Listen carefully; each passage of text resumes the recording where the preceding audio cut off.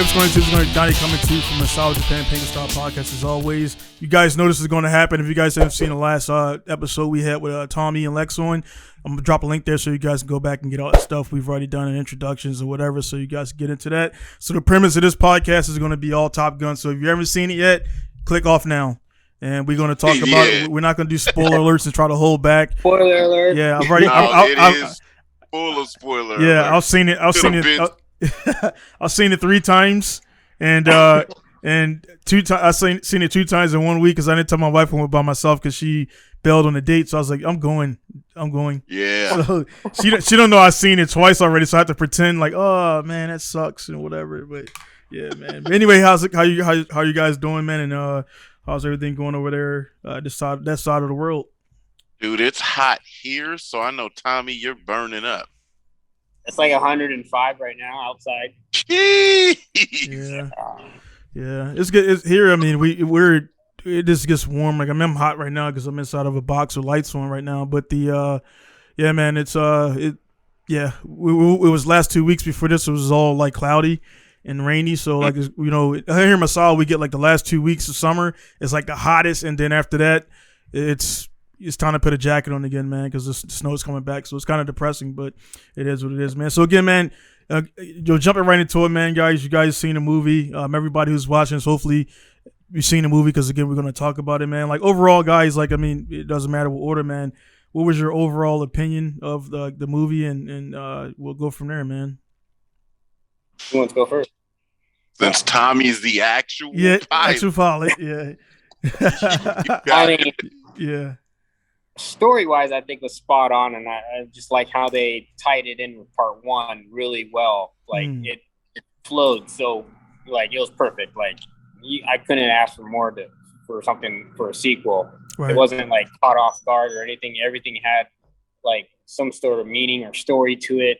Even the phraseology with like Rooster and his father, and you can see how the father-son character follows into his son of Goose, and the same actions and the actions and the words that came out of his mouth and how it all tied in, and with him being in the back seat where his dad used to be taking over that position. Yeah. I mean, that just the big father-son relationship scene where if you've lost your father, how you taken his place, kind of like in my story where right. I've taken for my dad's position, so it really touched, seeing that family, heritage follow through the family gene bloodline, right. And it seemed legit.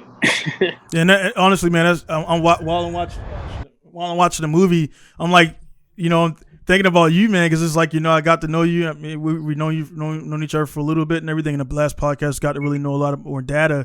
And like you said, your father's accident and everything. And for me, it did not have anything, anybody related to like loss as far as aviation. Man, in the movie, man, for me, it just kind of, it was like an emotional roller coaster. And I'm not an emotional guy, dude. Like I'm just not.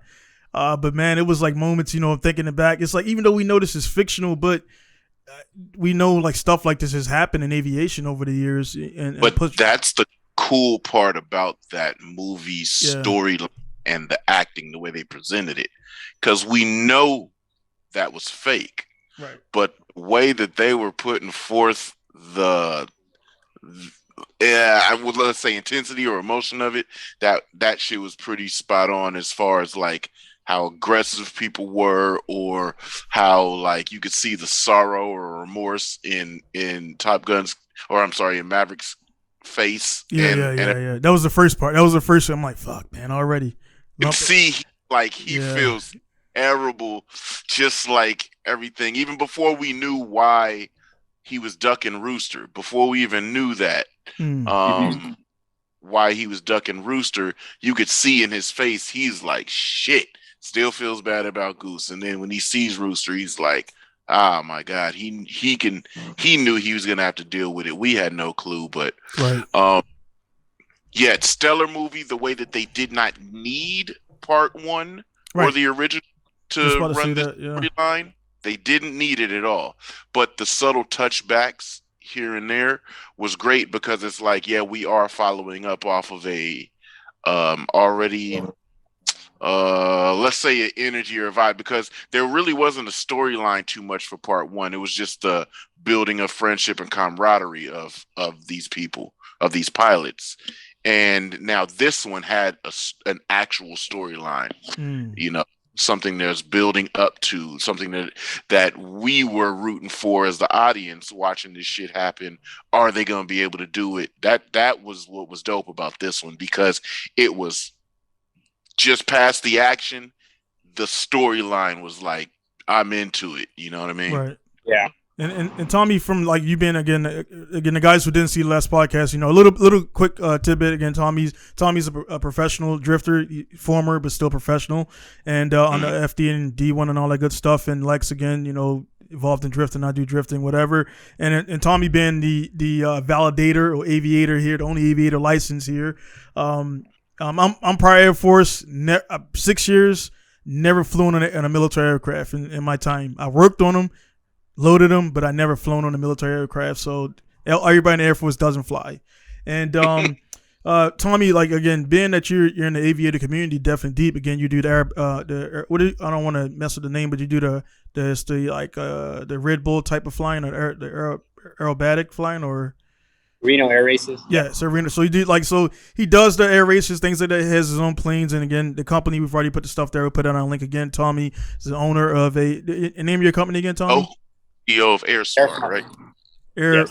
Yep. So Air Smart. So we got that stuff there, private jets, all that good stuff, and in your community, reason I'm saying all this stuff, man. In your community, how was it? Was it like was it aviators like, man, let's go see it, or was it like, oh man, I don't want to see this, or how was the general? Everybody. I mean, you got to think 36. I mean, it's more of our age, you know, that grew up with Top Gun, you know, because like you go talk to the younger kids, other than like my own kids, right? Like they've never seen Top Gun 1, you know, heard about it. So like I feel sorry for them, because like everybody's like, oh, I'm gonna go take my kids to watch part 1 before we go watch part 2, which I understand. Yeah. They're still not gonna get it, right? Because 36 years of watching part 1, we know every line of the movie. Yeah.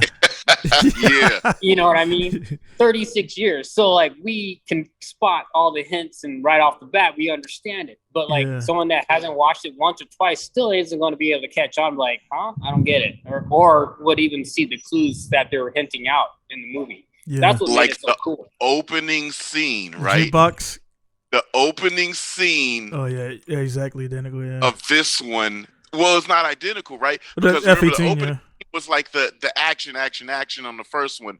Planes hooking up on the catapult, launching off, all of that stuff. This one, they got more in depth. The actual box coming through the platform. They did hella shit that like a lot of people probably wouldn't notice, but like us nuts is like, oh, they're doing way more technical stuff on this one, which made that more exciting. I'm like, oh, this is exciting, because me personally, my favorite plane is an F-15, right?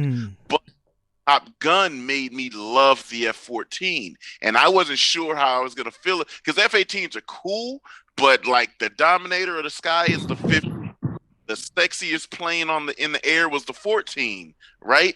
And the F-18 is just like it could beat everybody up, but it just was. It wasn't, you know what I mean, that fame. So I wasn't sure how I was gonna like or appreciate the F-18 as the hero role aircraft. But man, when that opening scene cut on and everything's happening, and I'm like, oh, they did this shit already. It was like already. I noticed my son was sitting back in his seat all chilling, and then when that sitting up like this, man, and he sat on the edge of that seat from the beginning all the way to the end, and that shit was cool as hell to me. I could sit back, because he's seen, you know, we're OG parents like that. He's seen Top Gun at least. Right, that's what I'm saying. And you guys are probably in a handful of parents that kids have actually seen Top Gun 1 before, you know, Top Gun. Yeah, they've been watching Top Gun since they were born, you know. You know, and like they were in the movie theater, like shouting and screaming and cheering on, because they understood it.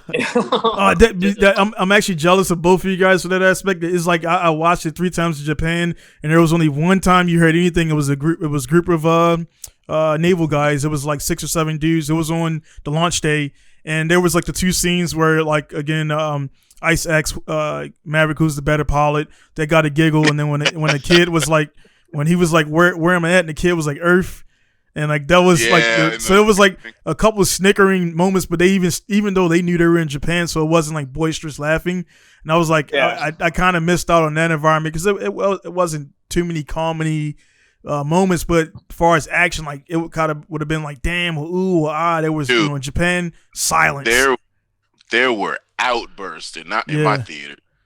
There was like cheers and outbursts and like gasps I didn't get that. Yeah. So like to start it out, where you're saying where am I at, and the kid was like Earth. So the beginning of the movie is kind of something that I knew about. I forget what Comic-Con or something that they premiered. Like 17 minutes of the movie, and people were giving it bad reviews, right? And they're like, oh, this sucks. He's trying to fly some experimental space plane. So here we go. We're going to start with the spoilers. Oh, that scene right there was so awesome, man. That shit was hard. Bro, that every time, I thought again, go Lex. I'll talk. Yeah. So excited for it, dude. So the thing is, right, we know that we're moving forward into the future. The thing is, we've got planes that shoot beyond visual range. BVR combat has been forever. The Tomcats, the F-15s, were beyond visual range, and those are made in the 70s. So now the deal is, because everybody can shoot from so far away and they don't have to interact, the dogfight isn't really the dogfight anymore, so it's all about high speed, high altitude. So Maverick has been sitting around for 30 years doing whatever the hell he wants to do with flying planes instead of progressing, right? So he's flying a plane that has gone over many names. They've called the Aurora, which is just a project of which you know, my third daughter's name is Aurora. You know that, right? Yeah, see, Tommy's already on it. See, so Aurora was a project of these stealth planes, newer planes that are first they were going with pulse jets, now scramjets. So it was all these things. So that's what he was a test pilot of. That scene where that black plane, the Dark Star, those Cinejets flew over and did the national anthem. It's NASCAR this week. Yep. Yeah, those are the Patriot guys. Yeah, exactly, the Patriot team. Yep, yep, that's what it were. So Tom Cruise is flying this plane, and their goal is Mach 10. The program gets shut down, which we all know drones are coming. It's drones everywhere. It's coming into drones. Dogfighting isn't really a thing. Keeping pilots safe. Whatever, it's drones coming in, so they're shutting the program down, and they're like, nah, we're going with drones. So they pull a Maverick move and they go up in the air. So that was the first sign that you're like, they don't like him, but he is who we think he is, right? Same old he pulls he pulls the Maverick, I'm gonna do what the fuck I want to do, and then looks at his crew, and his crew is like, yep, he's really him. So boom, they go up right as the dude is coming to shut him down. They flew a day early, but the dude came down a day early to shut him down. So that's how you know that everybody knows Maverick and what he does. So that's what set the tone, which was really dope. As far as the casting, man, like they have Ed Norris, man, like he's like one of the most intimidating actors just by visual. So that's like the perfect, like, you know, and it's, the thing is, they probably shot him in one day, in and out, and he probably made whatever he made off of that. And you know, I'm pretty sure a guy like him don't need many takes. And Tommy's a professional, so yeah, man, to have Ed Norris in there was like, man, it was the casting, and to have the new faces and all the guys in there, man, it just went very well. Where for me, I'm thinking in my head when the credits roll for the third time, it's like possibly the Powell guy and Teller coming back for maybe maybe Maverick is, you know, in a sunset, or he's ranked up or whatever. There's a possibility for another one, man. The way they got these young bloods in there, they do got it lined up as such, yeah.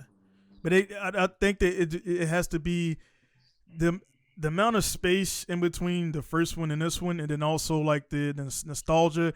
I honestly, it didn't matter for me. I was gonna watch it anyway, and to have it be a box hit like this, man, it just makes it feel so much better because it's that's how sequels should be, and they always don't go that way. Right. Yeah. But you know what was cool? So it was like so this plane that they pull out, people are calling the SR-72, all these other names, but the Dark Star, right, that they pull out isn't a real plane yet. Right. Or it could, you know how the military does stuff. It could be, but they haven't shown us yet. But what they showed us on the screen was a model that was made, but it was overseen by the Skunk Works project, who the Skunk Works team did SR-71 and all these other spy planes. I mean, if you look at the tail on that Dark Star, there's a Skunk Works logo on it. Yeah. Mm-hmm. And you know, it was real. I didn't see that, so I know there's so many Easter eggs in there. I've seen a lot, but I know there's a lot more. Oh yeah. But did you know that model, that toy that they made was so real? China readjusted satellites to look at it because they were like, "Wait, what the fuck just happened?" Yeah, man. It's you know, one thing I'll say, man. The reason I outside of Top Gun being Top Gun's my number one movie. I mean, I've seen it the most. Only movie I've seen more than that's Full Metal Jackets, and is where I've been military. Oh, really? Yeah. So they had influences on my. For me, it was college and military. I was going to go to the Marines and got my scholarship and all that good stuff or whatever, and ended up in the Air Force. But because I was told by Marines not to go to Marines because it's not what the TV shows. But yeah, man, like to have them remake the movie was done and everything, and it did well. I'm just glad they didn't screw it up, and they didn't have any agendas in it. They had female pilots in there, which was great because I met a lot of female pilots and they're really cool.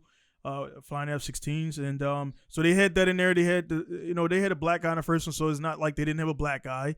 Merlin. They had more. They had unfortunately, man, had to jack him up and tell him I'll fire when I'm ready to fire and all that stuff. So shit like that. If that happened now, I'll fire when I'm good. If that scene like that happened today, there'll be a fucking group on Facebook saying injustice for blacks and flying. Jeez. Like that's why. And so they didn't have any. They didn't have any agendas, which they didn't. They didn't have a transgender pilot. They didn't have. They didn't push any agendas. It was just straight for 2 hours. It was straight. Action. Straight action and straight forget about your worries outside the theater and blah blah blah. And after the theater, you get back to real life and stuff like that. And it felt good. And for me, the last time I watched it, again, I watched it front center, second row. It literally felt like I had the movie theater to myself because there was nobody on my row, nobody in front of me.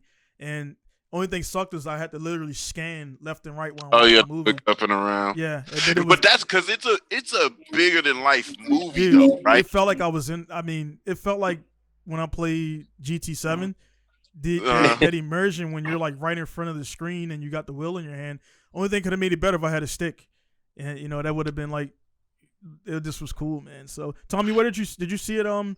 Where did you watch it? Like IMAX or regular theater or? Watched it in IMAX the first time. The second time was a regular theater, but I was sit up right up front in the second row as well with the kids, and we just sat up front because everybody else was in the back. It's like, no, we're gonna go up in front, up close and personal, So, and it was great. I mean, it was entertaining. For sure. Tom, what's the most G's that you're able to sustain in that in your plane doing aerobatic maneuvers? Sustained is like 3.5. Because of the plane? Pull up to about 6. Yeah, because of the power. A jet has a lot more acceleration, can sustain the G's, but like I dissipate it. The harder G's I pull, the less energy the more energy I dissipate. So right. That's what, it'd be a tighter turn than an F-16, but I was just going to say that because F-16 is like, F-14 was about 6.5 Gs. Yeah, F-16s are about 9. They top out at 9, and it won't let you pull anymore with the autopilot or the fly-by-wire. And the F-18, which is crazy funny because like one of the pilots I fly with, he's a retired general, 3-star general. His call sign was Rooster, He was in Top Gun back in 1984 in an F4 factory, and he's blown shit up. He's got videos of scraping runs. Like he did one of those scraping runs down low and pulled like the max he said was 7.5 G's to get out, and he cleared like 150 feet, 180 feet the target. And he's got it all on video. He said, I haven't got to see it yet, but he's going to show it to me. But he said the max he's ever pulled was like 7.5 and then 18. And he's been flying 18 for a while, you know. So some pilots, I watched a podcast where the pilots, they talked about it right on stage at the theater. They rent the theater out and they're talking. There's a couple of dudes. I watched that one, yeah. They said that there's a couple, I guess there's a switch that you could flip to like get out of trouble if you're in a dive you got to nose up. A switch that you could flip to pull that thing full range 1-to-1 movement on the joystick, and 9 times out of 10 it will over G the plane. And then they were talking about I don't remember if that was in a 14 or not, but they can go into another stage afterburner. And once they hit that, when it gets back, that engine's no good. It's getting scrapped. Yeah. But so they were saying, one dude said he peaked. They were, because in the movie. So what I'm getting at, guys, is in the movie they're hitting this freaking outrageous G mark. They're over G'ing the shit out of these planes. But what's interesting about it was because of the maneuver, it's like straight out of Ace Combat. They fly low, they fly in, they're flying under all this air-to-air missiles, all the air-to-air missile sites, because they can't shoot down because of how they're placed.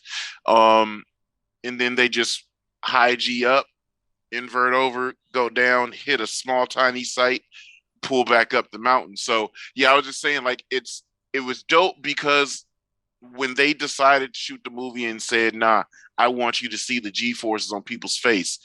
Once that decision was made and they got all that shit together, the shit that they got from you sitting in the theater watching this big screen and these faces distort, and you know that was in real flight, that made it like, whoa, that was because I spent the afternoon like watching. I was message telling me I spent the afternoon watching like a bunch of random like in the shop G videos, and people was G locking, passing out. And one was the Asian dude that just like melted in the seat. I've seen that before. He just fell out of the seat. And the funny part was like they were like some tough guys, and they're mostly like C-130. KC-135 crew members, and they had their like six Gs will knock you out. Yeah, that's what I was about to say. Because Tommy is the pilot here, and because people you can't really understand it, and I kind of want to, I don't know why I want to feel it, but as far as a standard roller coaster hits how many Gs? Like a really fast loopy. I think 4 or 5, and it's like a split second. Yeah, it's like there and then out. Yep. Right. So, but sustained G's is what knocks people out. You just that's the tough one. Because that scene. Hold on. That scene when they were choosing the teams, right? You guys, Tommy? I know you probably captured this the first time you saw it. Dude was really knocked out on the gray out scene. Oh yeah. That was a real coming back to life. They capturing that footage. They used every bit of it, and so because they probably caught dude really passed out, put it in there, and then coming back, they edited that in there. Yeah. So there's a scene right there. They're practicing on the flat land, but it's set up via GPS. They run to the mountain range. They pull up. They invert. They go down. They make the shot, and then they pull up again, and this pilot, he grays out. Now, graying out is a real thing, right? This dude, he grays out. Boom. So the plane starts coming back down. Now, Maverick notices it immediately. The rest of the other crew notices it immediately. They're like, damn, he's got to come too. And he wasn't coming too. They're calling him on the radio. He's not coming in. So Maverick pulls in behind him and puts him in missile lock to try to make the alarms wake him up. Dude comes to, but the come to of those cameras in his face and his eyes catching folk. Right here. Like, dude, that shit was amazing, bro. They said it had so much footage. You can't fake that. Yeah, dude, that's what I was like. It wasn't the movie. It was really. Son was like systems cutting on. This guy's in trouble. To be honest, man, with Tom, man, I kind of without even looking into it or whatever, man, I knew like he wasn't gonna allow this to come out and be like some over CGI, because one video I haven't seen yet is somebody breaking down what is, I got an idea what was CGI, like again the last Doug fight and everything was CGI portions when they I guess the F14 felons, the F14, none of them fly unless you're right. So that's just overlaid over a real plane flying. Awesome CGI, by the way, because you can't even But there's a little fantasy because guys don't fly wing to wing that close in formation space. You know what I mean? So there's things like that is movie magic pulling them together. Like they said, especially the part they don't fly the diving formation with the number 4 slot on top. Exactly. You can't see the lead plane down there. Yeah. He's off the nose, But they had to get him in the shot. That's the only way you can get the 4th plane in the shot if he flies high. Yeah. Yep. So it was like stuff like that was super cool. But the premise of them having a tryout on their team being the ones that are going to take the opportunity for a suicide mission, because we caught that when they brought Maverick in to tell him, yo, you're going to train guys to do this. And he's like, all right, cool. Then he's like, man, that's kind of impossible. And then they tell him straight up. So, you know what I mean? It's just like, I mean, that's like real. That's real military right there. So they had some good advisors there. Cause it's like, but we got to do it. So, but see, what I think was super cool, like they even did this in the Dark Star scene. Dude came to shut Maverick down, but when he took off and was fucking going for it, he's standing there like, go. Like you know what I'm saying? He was kind of like, you asshole, because you took off and did it anyway. But I'm here for the show. Like you kind of seen the encouragement, like, oh, I kind of want him to do this. Yeah, so then it was right. It was a little smirk. So then it was the same thing when the guy says, yo, I just need y'all to do this. I don't give a shit if y'all come home or not. And then the other dude, like, whoa, he looks at him like, whoa, like we really being that real here? Yeah. You know? I like him, the black, was it the Admiral guy? Like, was he? He was an Admiral. I can't. Warlock? Yeah, I can't. The Navy, Warlock, Navy ranks always, because the captain in a Air Force was a 03 03. And the captain in the Navy is what, a 06, 07? Or something like that. Mm-hmm. So but this is the scene right here. So dude pulls up and he's coming to shut him down, and then Maverick blow his wig back. And then the whole roof thing, that just happened. Like they said they left it in there. That actually just happened. Yeah, they flew that F-18. They overlaid the Dark Star over. Right. They flew that F-18, that high off the ground. Blue Angel pilot did that, and I mean, I don't know if it does move that much air. I mean, it does because it's a plane, but to move that roof like that was pretty cool. Good effect. Yeah, but that's one of the maneuvers the solos do. Number 5, when he takes off, when they do their demonstration team, the first thing he does a low pitch off right off the end of the runway. So you'll see him do that over at that base down south in California when they're practicing. I was up there. That's too cool. But so Warlock, you know, when they're going down the line and he's telling them the guy's being hard on Maverick, like, yo, what the fuck are you doing, man? You guys are down below the hard deck. You're this, you're that. You're not supposed to do that. You're supposed to train for the mission. And he's like, yo, I'm not training for the mission, dude. You got the sensors in there, Tommy? Yeah. He tells him, I'm not training for the mission, bro. I'm training them how to get home. And you see Warlock kind of like, you know, and it's like you can tell, encouragements. You can tell like the whole part, like Warlock is like was a course, we know Kilmer. I kind of had a Good feeling, cop, bad cop type. kind of had a feeling like Ice was going to pass and everything, because he, looked kind of rough there with the, and that's it's kind of for them to play his actual real life illness into the movie. The movie was written like it was, the way it was written originally, and then the way they ad libbed, so to speak, onto it and added on. It was just done like well, like it was, and people were like, oh man, Iceman, his part wasn't long. Like it didn't need to be that long. That little bit, that was enough to all the people who knew about the relationship and everything and stuff like that. And then to see the way he hugged his wife, that they had a long relationship after for 36 years, and it wasn't just like they were like, all right, cool, see you in the next mission. It was like they were actually, together. Brothers, that was family. He kept his ass in the Navy, and kind of spoiled a little bit to have Iceman in his corner, but he's like, I got my ace, and you could tell after he passed, it was like, fuck. The dude was like, yeah, I don't think you get it, man. Ice is gone, dude. So, but look how real that scene was. Yeah, your Yeah. parachute's out of here. Really, You're out of here too. and Tommy, Like now. yeah, Tommy Like right again. now. Tommy wasn't military, man, but that happens all the time, man. It'll be like somebody PCSs, and it's like, got you now, bitch. Oh, yeah, no, I've seen it. I mean, I grew up on the base, and I had to deal with it with my dad, dealing with the base commanders. We had an aero club, base commander come in, doesn't like it anymore. Bye. Yeah. Not in charge anymore. He's not here anymore. Change of orders, like asshole. Yeah. I see it. It's a change of command. Yeah. But, that was super cool. That was super cool that they added those real hard-nosed things in there. Yeah. Where it's like military dudes is like, nah, yeah, they do that. Us civilians be like, can they do that?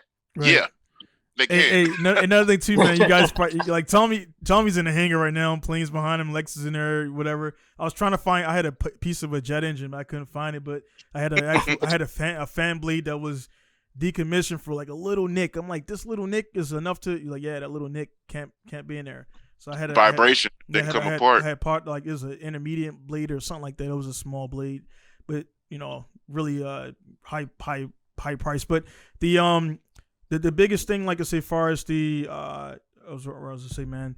All right, so damn, I lost my train of thought, man. Go ahead and talk, guy. Lex. Man, I forgot what I was gonna say. Yeah. The part, what was like the most like the part in the movie that made you want to cheer the most? What was like the highest peak in the movie that was like hell yeah, that made you want to say hell yeah the most? Go ahead, Tommy. When Maverick told Rooster, like, what were you thinking? Yeah. And then they got shot the down. Was like the best part. Yeah. Like, And they throw their helmets on the ground like they're like mad at each other. Yeah. Yeah, dude. They go, Alex. I think I know what you're gonna say, man. For me, was right after they told him, "You're grounded. You're out of here." Then the students, and these guys are like the top tier fighter pilots. Right. They just brought them back to Top Gun because they wanted this mission completed. But then essentially they're going to get their top tier pilots killed. But obviously they're going to unmanned aircraft, so it's like whatever. That's how they're doing it.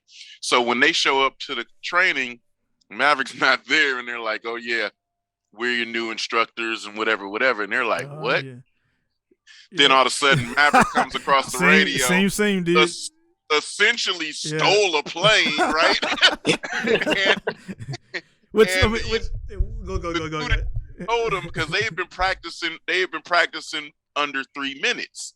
The mission is a 3-minute long mission, but they want to go under 3 minutes. That's the goal. So they're sitting in here and dude just moves the mission time up to 4 minutes, and they've been in this class like, no, we got to go fast.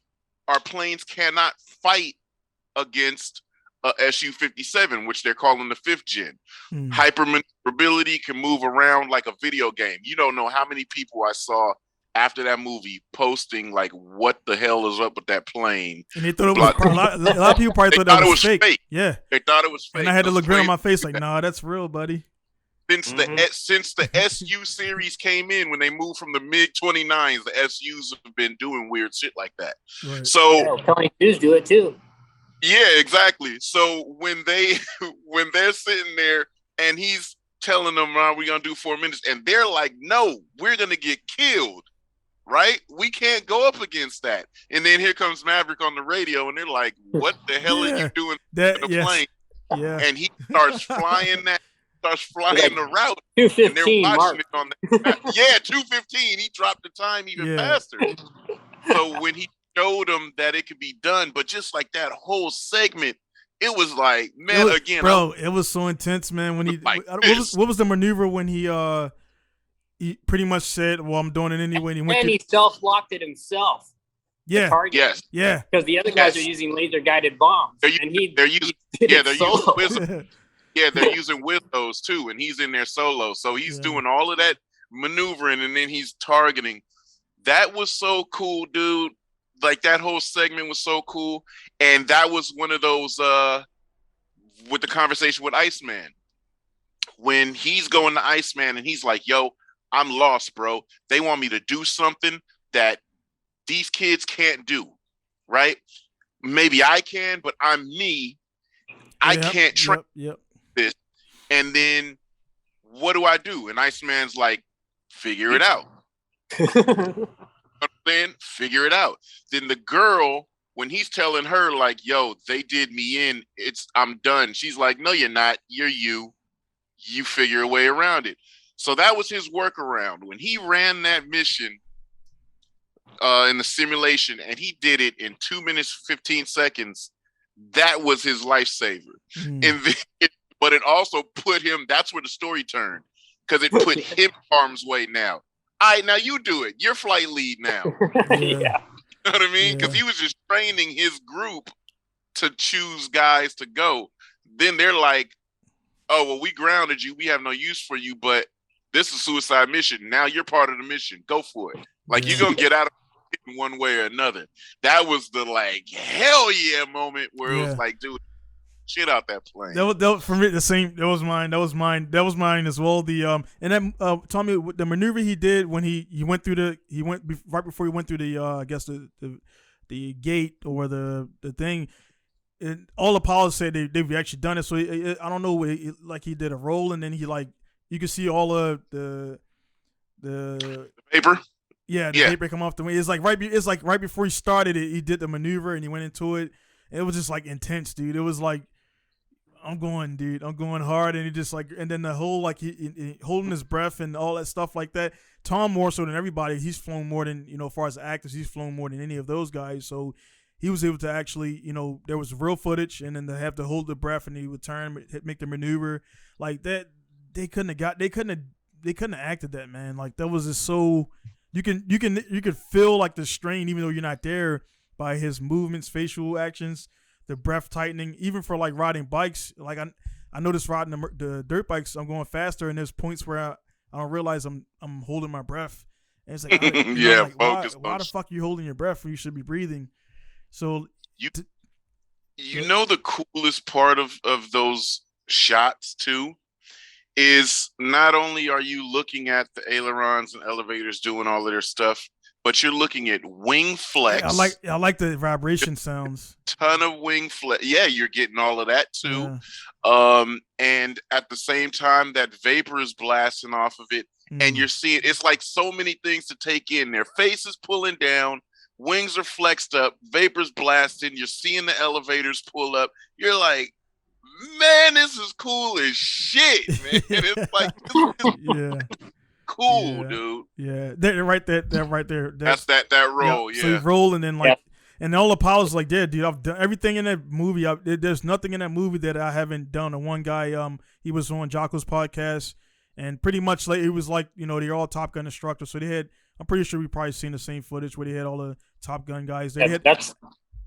That's the only way you can stay low is to fly inverted over the crest, because you don't want to push the nose over. Right. Yeah, because you're going to go far. Not only that, you're pushing down and you can't see in front of you. You're going to hit a mountain when we're flying that low. Right. That's why you have to keep field of contact. Right. So even if we're not fully inverted, we're crooked, like knife edge just a little bit. and back down into it, because you got to be able to see right down. So there's people that actually, try to fly low level like that, and they actually smack. We had one guy in the extra in Vegas probably about 8 years ago.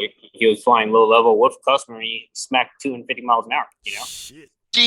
So yeah, so that's like a lot of people that like amateur pilots that go out there and try to fly low and be Top Gun, not knowing what they're doing, they end up smacking. Yeah, it's like no room for error, man. Especially like you're up in the air. It's like you got other airplanes to run into, but like you're down there with obstacles, and yeah, shit can go. Like you press up when you're supposed to press down, so it just doesn't. And go speaking well. of that, like the intensity that they were selling, not only with that visual, but their stick controls.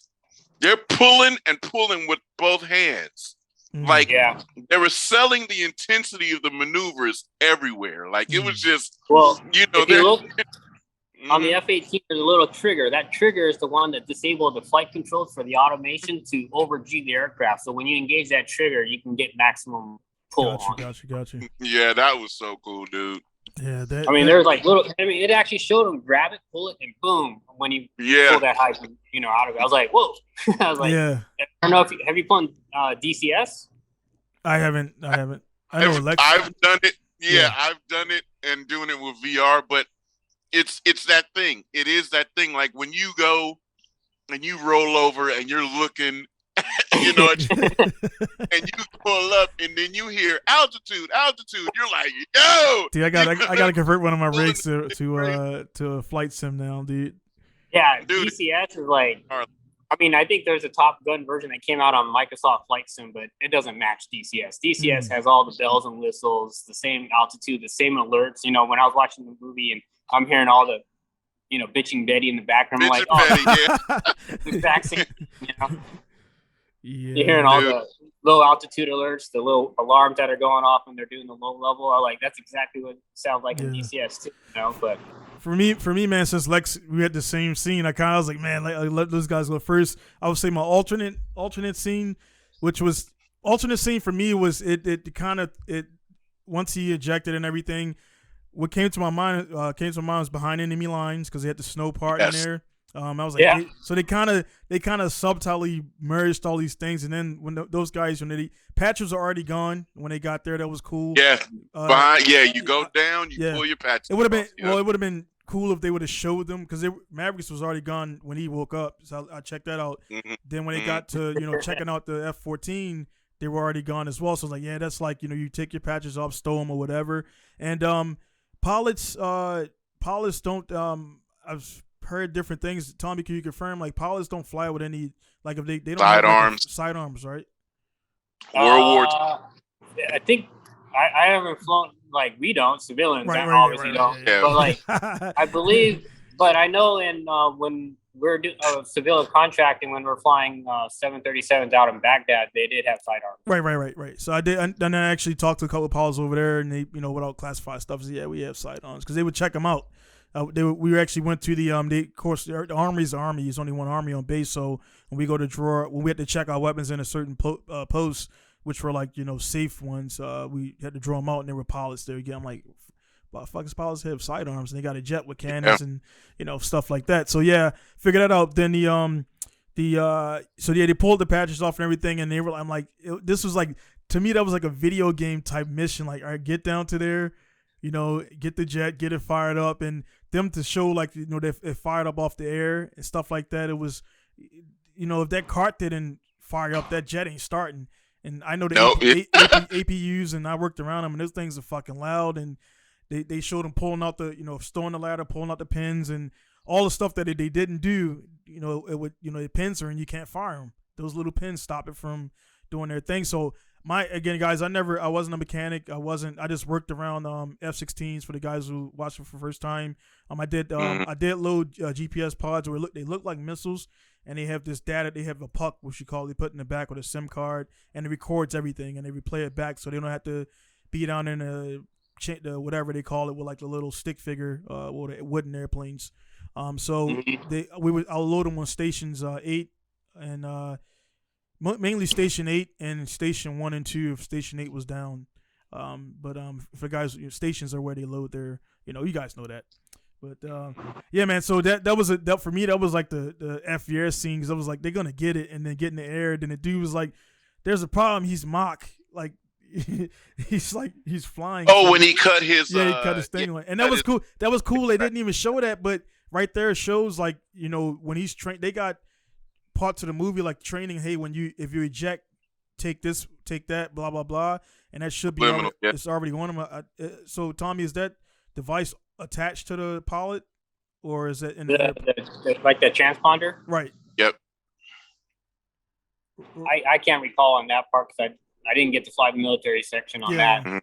Because it was seeming like something that would be on a person. I don't think they would actually have like a full having their call signs up on the radar screen. Obviously, that's not right. Yeah, because they're like Dagger 1, Dagger 2. It says Maverick and yeah, that's essentially just a rescue beacon for like they're down where I was last at, and then that'd be an SOS beacon for ELTV basically. Right. Yep. Transmitting code.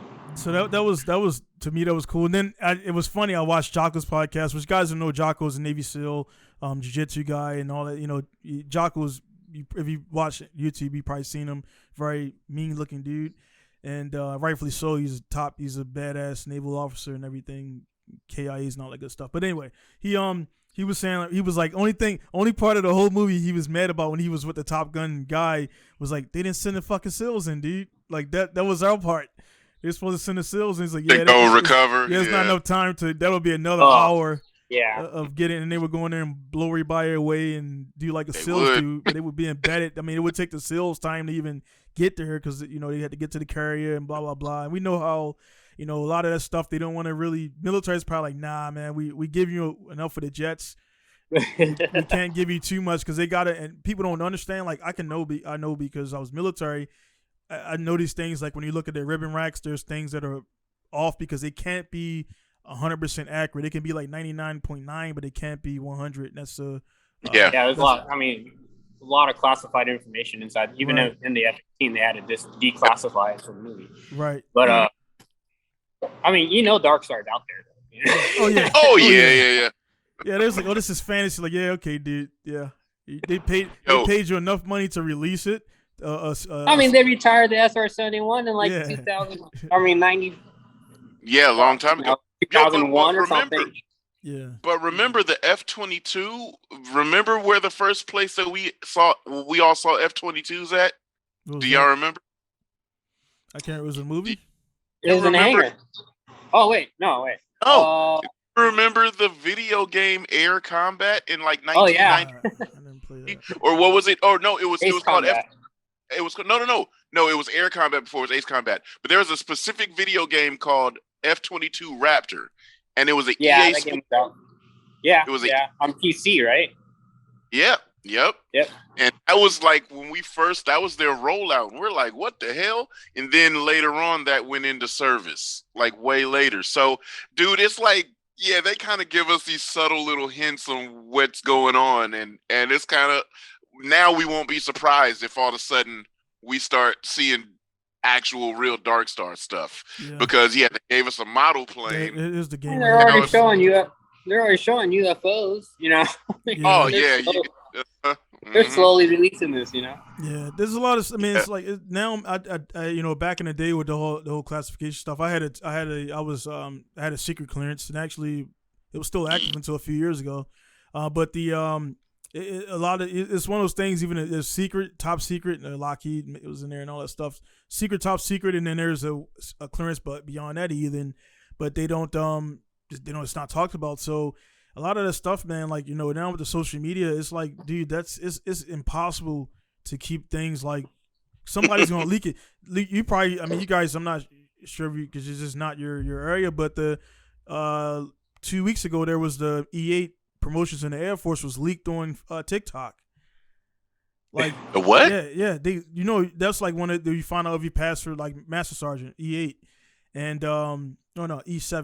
E7, yeah, E8 Master Sergeant. So yeah, they leaked them on Twitter and TikTok. Somebody at that somebody who worked in there felt like it was cool to put the results on there a week early. And they, one thing it did for some people was like, hey, I'm retiring because I didn't make it, so I'm out. I'm submitting my paperwork. And it kind of it screwed up the process of like the excitement of did you make it or not, because it was out there and then it's unofficial. So it could have been an error, it could have been an earlier sheet. No, he missed it by 1 point. So you could have thought you made Master Sergeant and you actually missed it, and they redacted and fixed the listing that somebody leaked. So that shit, I'm pretty sure they got demoted or Article 15 for that, whoever did that. But with the social media, Instagram, like this, it's impossible now to keep things under wraps. That's a trip, man. Yeah. So, but it's right there. Look at us at F-22 Raptor stuff. Yeah. But dude, it was super cool. Like, so yeah, when he got shot down, so how he gets shot down, Rooster, he's the second team, right? The first team goes in, blows the hole open. Second team goes in, makes the shot. They did some realistic stuff. The weapons officer, the Wizzo, his equipment's fucking up, not locking on, jamming, whatever. Rooster does the ultimate alpha male shit, and he used the old school equipment. He's like, that dot's on there, I'm letting it go. Yeah. Boom. Proper hit, right? So they're getting up out of there, but they go high. As soon as they go high, they're in the danger zone for how the movie was. Once they clear that, it's they did a good job on that, man. Yeah. So once they went high, the SAMs they're shooting shit out the sky. Right. So yeah, evading all those SAMs was pretty intense. It was chaos. So for the people who haven't seen it, there's a video of a guy, no shit, real life, dodging his he didn't have, I guess his chaff was all, he was dodging SAMs and he was like, there's videos out there, guy. I'm pretty sure you guys have seen it. He was like fucking shit, and he was dodging SAM sites, and you can hear in that dude's voice, like he was like, when he was like that one, oh shit, he was like, dude, he thought he was done, and pure terror, bro. Yeah, it's like it wasn't. I mean, you saw it at the end of the movie when they got locked on when they're trying to escape from the F-14 and they couldn't bail out because their ejection seats were broken. They're stuck in the ship. Pure terror as well. Yeah. That is just, you could see it and you could feel it. You're just like, this is it. Dude, that part pulled the emotion. So here's what he's getting at. So they got down, right? They get this F-14 and they get up in the sky. They're running for their lives. Game is coming a long way. That almost home. Oh, yeah, they're running for their lives. They're headed home. They're inbound. Now, part of the team that didn't get picked, the guy was a hot shot, and he was sitting on the deck ready and waiting. He hears that everybody's in trouble. He wants to get in the fight because he wants to, for self-indulgence, get some kills, and for the team, get these guys back to safety. They tell him, no go. You're not coming off the deck. So they start getting contact with Su-57s. What did they not want to encounter? The damn Su-57s. And you don't want to encounter that with an F-14. So they're sitting here. No, it should have brought that P-51 out. That would have leveled the playing field, man. That would have leveled it up. But the funny thing is what they did was they made contact, right? They don't know that there were opposing pilots in that plane, but they fly up next to it to get a visual. They look at him, and he does the, oh God, he starts doing the nervous weirdness, and they know it's over for him. He's sitting there like, shit. Okay, boom, let's do this. Now, ultimate movie thing, but super cool idea and tactic. He's flying. Yeah, he's flying with an Su-57 off his right. The other Su-57 falls back to get in shooting range. They're in trouble. So he's like, okay, how do I get out of this? That movie magic, just make a hard right turn to shoot guns at him. That was amazing. That was like the whole bringing the missile back into the other guy. It was like he shot him. That was great. Double whammy. That was great. That was great. Yeah, because that was the best use of movie. Hey. Like, dude, I'm just gonna pull hard right with a guy on my ass that's gonna shoot, right? Or supposed to shoot. I'm pulling hard right. I'm shooting him. I'm gonna go into a dive. Hey, yo, homie, tell me when you see smoke in the air. Smoke in the air. Okay. Yeah. Now I'm gonna cross back by the dude I already shot and let him get hit with the missile. Yeah. That was amazing. And and the funny part right there is like the military is so like when you write one thing Lex, your dad was the Air Force, so you probably heard him say the term bullets a bunch, where it's like your achievements. And I know Tommy's heard it too, but it's like you can probably write that up. I don't know how they do EPR. I don't know if officers even get EPRs. EPRs enlisted performance report. So officers do get a report on their performance, and it's like he could write, "Well, I took out an enemy utilizing their own gears. Like I didn't waste government assets to kill this guy. Like he killed himself and everything." And it's like, oh, that's a good bullet right there, man. Dude, so, that was so cool, right? They're doing all of that shit, but the coolest part is how they mix the movie with reality. So they're doing all of this. They're running from this dude. The F-14 cannot outrun that plane. The F-14 cannot outmaneuver that plane. They show the maneuverability when it spins like a top past the left side to get in position, right? But the ultimate thing is the radar cross section on an Su-57 is made so that it's invisible flying at you. That third one that came out of nowhere, and they're like, "Oh shit!"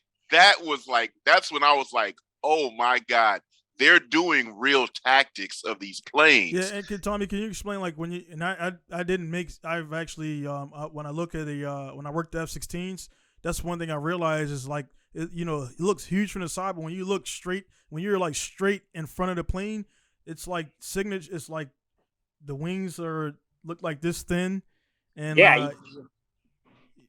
you can't see moving targets. I mean, coming straight at you. It's it's just they're not moving, so they're like stationary. So you're looking in the sky and you're looking for a dot of some sort of movement, and you're not getting any movement. So it's just like, and then all of a sudden, bam, it's big and in your face. And people have your radar doesn't pick it up because how they design the planes is for it to have a low radar cross section. So you could be standing here looking at a 75-foot spanned plane, but it's showing up as 15 feet on the radar, and the radar is like, that might be a bird.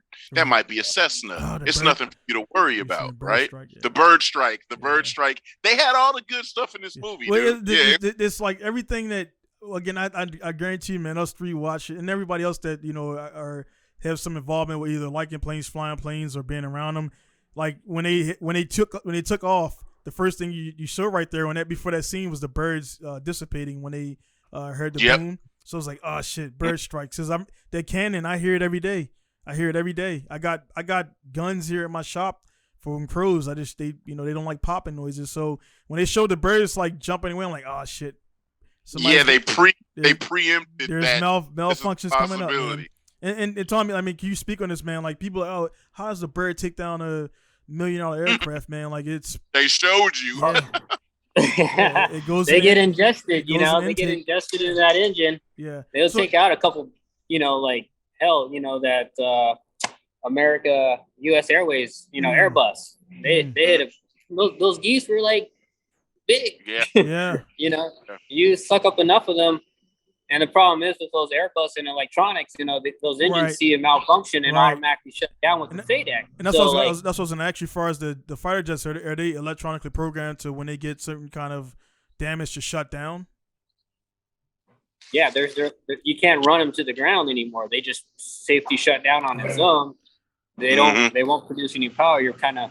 You're shit out of luck at that point. What was that? I seen a video online, and there was a big jet. It was a jet engine, but they were just pumping water, and it was. You guys probably seen these same videos. It was stationary. Boeing. Yeah, and that shit when it got so bad, and they just run it for hours and start wobbling all around and everything, and just like they were just pumping water through there. I'm like, dude, when it rains, I guess it's simulating like when it rains, it's like that much water is going through it, but not all at once. But they were just pumping water through that thing, and like Well, you gotta think. We're doing like 300 knots in the air, and you run through a rain cloud. You pick up a lot of water ingestion in. Oh yeah. Yeah, man. Especially if you go through heavy rain, like a thundercell. Like I've flown through some where I can't even see out the front of my windshield because there's so much rain. It's just heavy. Sometimes you get that heavy rain. Yeah. And a question for you, Tommy. I was watching. I told you I was watching went down a rabbit hole, and I watched a dude, cool prior Air Force. It's called Jimmy's World, and he was saying like, I watched the whole thing from start to finish, like an hour and 40 minutes. Picked up a homebrew plane from this guy, 85-year-old pilot, aviation guy.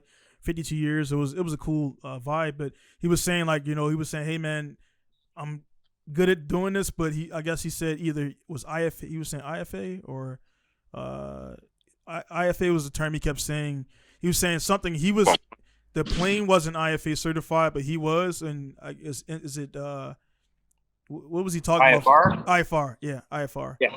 Yeah, so he was saying pretty much. I mean, he was grounded in Texas because the clouds, like he couldn't go so high. And could you explain? Like, and he was saying pretty much the most fatalities come from guys that like I can do this and push through it, and they I guess fly with no instrument. Well, they got to fly with instruments, with no visuals. And is that like a common thing where they leave it up to the pilot to decide if he can fly that, or what's the yeah? So I mean, if you're instrument rated, then you can fly in the clouds, and if your aircraft is instrument rated or equipped, right, it's not an issue. Gotcha. You don't want to fly through a thunderstorm, obviously, because you'll break your plane apart. Right. If you got the radar to pick that up, you'll see some nasty updrafts and downdrafts, and there's enough G. There's enough lift to like 8,000-9,000 foot of like up and down air per minute climbing up and down. So when you hit that, you just basically break apart if you hit it hard, way past the speed limits. But but guys that are not instrument rated pilots, and they go out and get themselves stuck in the weather like that, they end up in the clouds. Then they get this disorientation up in the clouds, so you kind of lose your reference, and you're flying off the seat of your pants. Your equilibrium from your ears start telling you you're climbing when you're descending, and you get this then you get in a bad, real unusual attitude, and then you end up in a nosedive, and you exceed the limits of the aircraft and over G and fall apart. Happens quite often, actually. Yeah, that was. I mean, watching this video, man, and you probably came across the Jimmy's guy's page and everything, and it was kind of cool to see him like. And I honestly, I never looked at like. This is not my. It's not. I want to get into it now. Obviously, it's like the video. The first Top Gun kind of put me towards the Air Force. And now this Top Gun is like, man, shit, I want to learn. Like, at least, getting a Cessna or something over here. It'd probably be hard over in Japan because it's different language, blah blah blah. So probably go back to the States to do that. But I mean, there should be an aero club over there at Yokota, right? I think so. Do they? There should be we had an aero club in Yokota, or there's still one in Kadena for sure, though. It got to be something because one of my buddies, he had a really nice R33, about 700-800 horsepower. And one day it was gone. I was like, dude, where your car? He's like, I'm buying an airplane. He bought an airplane when he got back to the States, and his post is nothing but airplane for the last 6 years now. He was a crew chief, real big dude too. So he was master or whatever, and he never talked about planes. And then he was like, yeah, dude, I spend a lot of time doing plane stuff more than the car stuff. So he sold his R33, took that money and, put it together and bought some other stuff, man. But yeah, man, I was watching the Jimmy's guy. Oh yeah. Ooh! Yeah, man. Which is that you know what that means, right? What's that? The ZZ logo. You only see them on Strike Eagles based in Okinawa on Kadena Air Base for the Fighting Cox. Okay. That's their all the aircraft that are based in on Okinawa and Kadena got a ZZ on the tail. I've been there. I've never been to Okinawa, man. I've been there 15 years. Well, in Nosawa, you'll see the MW, I believe. Right. Edwards would be EW. I forgot what Nellis is. Their weapons, WP weapons training. So they do, yeah. But yeah, man, again, with him, it was cool. Like I said, I'm looking at the guy, looking at the stuff right there. It was cool that he was, he's like, I got this window right here. I was like, that shit's moving slow. But he's like, by the time he gets on the runway and get up there, he can get up and through that window. And it was cool to see. He was like, well, I'm not going that way, but I can shoot down here. And then also with him, I noticed the Jimmy dudes find that thing. So you can't, with that, he had a homebrew aircraft. you can't fly over the ocean, or you got to stay over land, or it's not recommended to fly over the ocean? It depends on what you're doing. You can stay with you.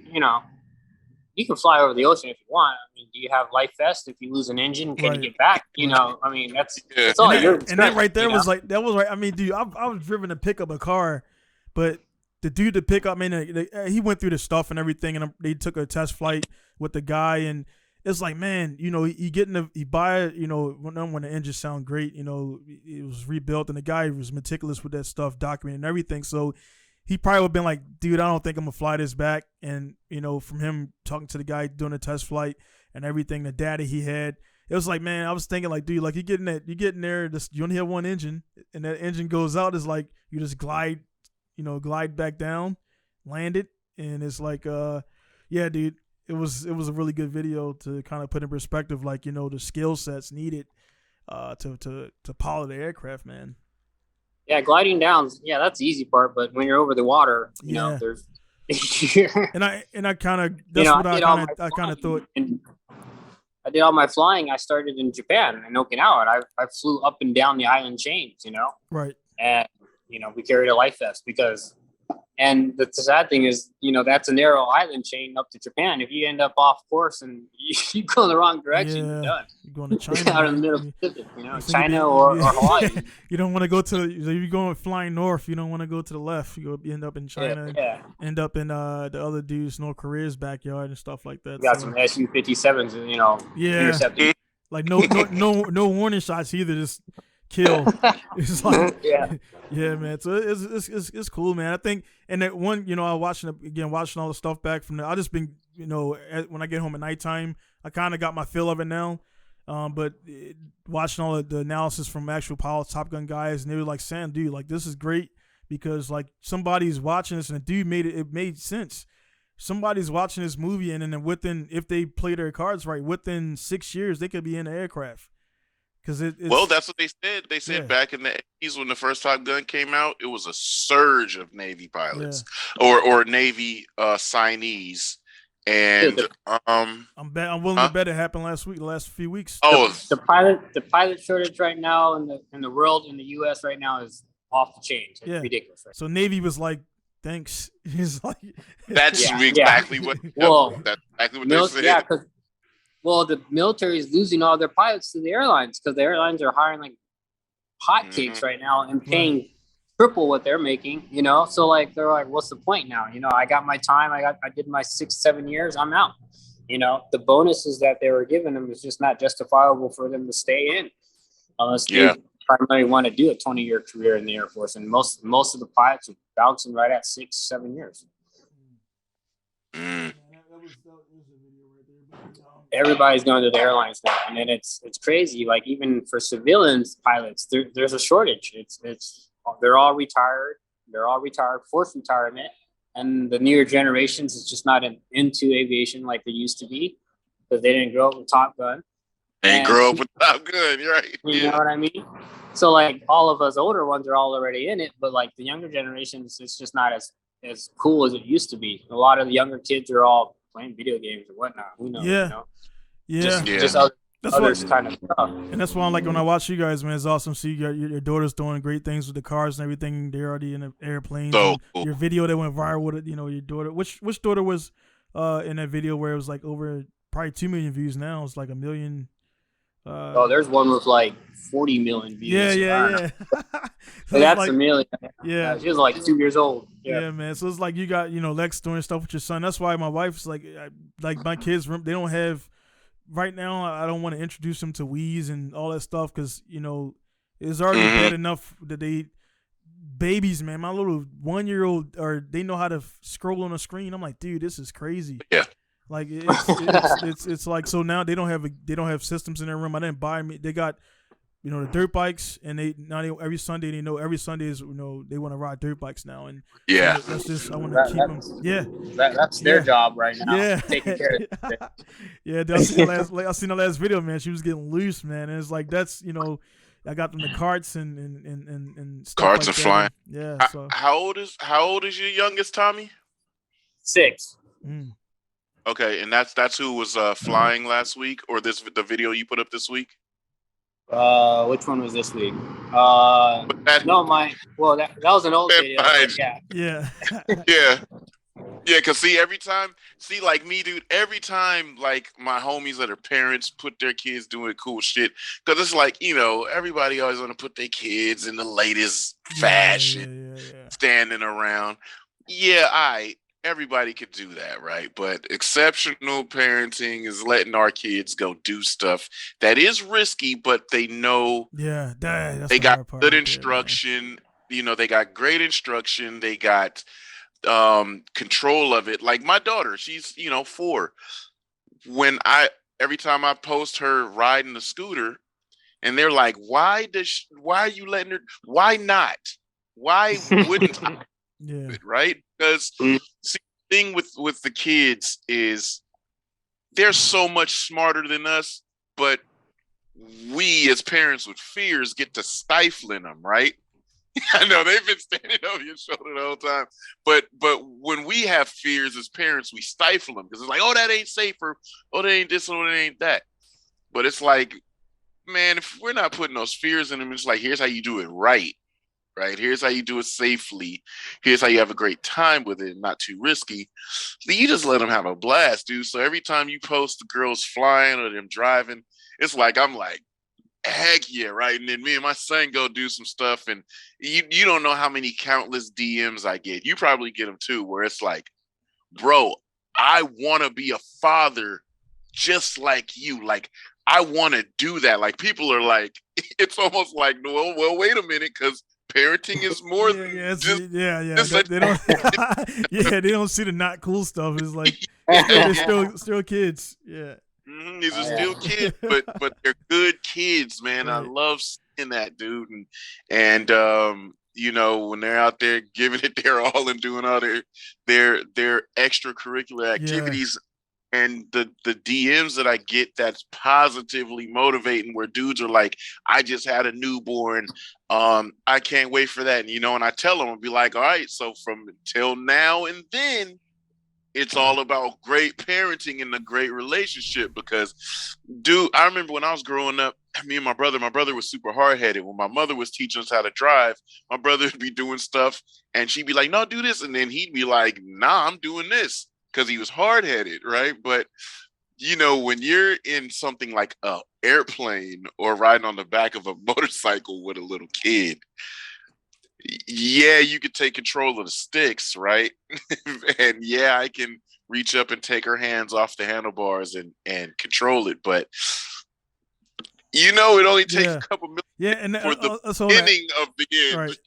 And I want to ask you both of you guys, because I have my own story, man. What was like one of the times where you wanted to jump in and save him, and then you just like let him, he got to figure it out, man?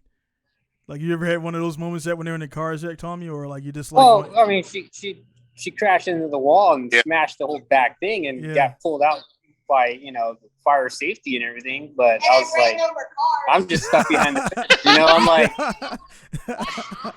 they're running over other drivers and stuff with their cars. But there's nothing I can do. I'm just she'll be fine. That's why we invest in this $1,000 bucket seat and Hans device and 5-point harness with everything else in there. It's just they'll get shaken up, but this is something that they have to overcome and continue on if they want to continue, and can't let the fear get to you and get back on the horse. And that's with that, like the was it after they have like a spin out, a crash incident with each other? Has it been hard to, like, not hard, but like you got to, like, hey, you got to get back in or you won't, because if you let them, like, the first one was like, she was hauling ass, like, because there's no fear, and then until they hit that wall, they get that fear, and then they start to question themselves, and then they learn that, but then they have to learn their limitations to overcome where that limitation is, and that's just part of the learning curve. I think all drivers go through that same phase, but it's harder as a 5 or 6 year old, to keep doing it. Especially most girls, I had other parents over there that were, they bought the cars for their kids and they got one accident, won't get back in the car again. Yeah. I had a student that I do this drift instruction, and he was doing okay, but it's our goal to try to progress them. So that's gonna be the screenshot right there with her in the background with the helmet. Yeah, in the background. It's like, that's cool, dude. So we're getting him to progress, and he steps out of his zone, and he gets a little bit better. So we do this Tanso comp. So they're running their solos, and the guy does a big Maji flick at the wall, and boom, head on. Like the tires weren't warm, nothing. It just boom hits the wall. That feeling, it sucks. Mm-hmm. And so all the other students, they're looking at us, and then I look at them, and I have to give them. You got to give them that. Hey, you see what he did wrong, right? And they're kind of like. I'm like,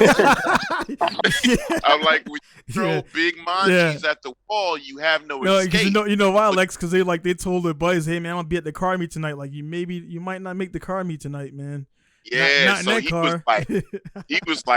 He was pretty shook up and upset. Yeah. And it's funny because I'm pulling the Admiral move, and I send somebody over there. I was like, tell him. Get back out there. Yeah. Back out there, right? Yeah. And so I send one of the guys, he goes over there, tell him, and they're like, man, he's shooken up. I say, I understand. Get back out there. Yeah. Like, right? Your car's not broke. And you're not hurt, you ain't right? dead. Right. Like, you're not leaking. You're not dead. Yeah. Right? Don't wimp out. Get back out there. Right. And that's kind of the same thing like when my son fell on the bike. Yep. He boom, boom, boom, broke the bike, and everybody's running. And I'm kind of wanting to tell her, like, not chill. But they all took off running to go rescue him. But I'm like, no. He got to rescue himself. Mm. You get the bike up. You get clear of the track. Bro, it's a good feeling, man. When you see him. Because you see him get up, and you could see he was so frustrated he fell, and he's fighting to get the bike up. And I'm like, now I trained you. I laid the bike down and said, pick it up. We've done this so many times, but now I'm looking at he's panicked. He just fell. He's trying to come to the idea. Dang, I just scrubbed. Oh, the bike's hurt. I'm embarrassed. All of these things are happening, and I'm looking at it like, just rubbing my hands. Yes. You get it. So right? for you, Lex and Jalen, when he would drop the bike, would he try to like check and see what he broke, or just pick it back up and get on it? No, because he has that embarrassment thing. Yeah. So he tries to hop back up super quick and get the bike up, but that trying to be so quick, you misstep, or and it's training, right? So you fall, you get up this way, and then when you pick the bike up, you leverage yourself versus 350 pound motorcycle. Like, you're only 120 pounds, my guy, if that. You got to pick up this 350-pound machine. Right. You can't do it being this close to it. You're going to hurt your back. Right. And generally, when he goes down, it's a stall. It stalls the engine, or is it possibly back wheel? Well, yeah, they tip over switch cuts them off. Right. So they cut off. Yeah. And that, but back in the day, that's why they added tip over switches. That's what would happen. People would break their arms, get their fingers cut off. That's what my son almost. Bike. Yeah. He almost grabbed the. I don't know.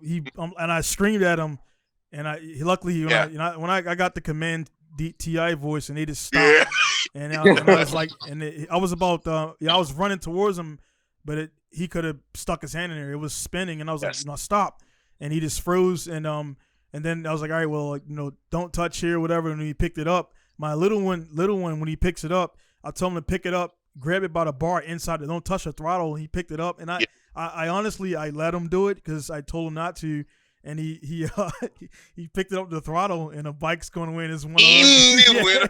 So he fell. He fell, got on the bike, he got back up. He popped back up, got on it, and then before he got his other leg over the bike, he grabbed the throttle and took off again. Fell again. I was like, dude, calm down, grab here, and it was cool because he's a 4-year-old, and he fell over, and I was going to go over there and pick him up, but I just stayed there.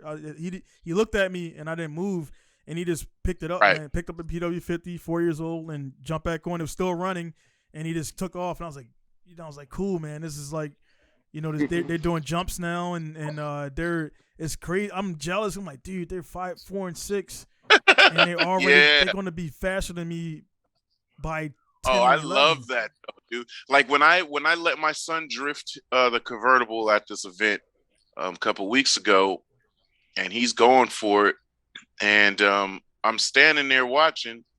I'm just like, dang, this kid is in front of everybody at a drift event, in front of his mother. Me, I'm regular. He doesn't even, he's nervous because he knows I'm watching him and I'm judging him, but in front of everybody with cars on the track and everything. And,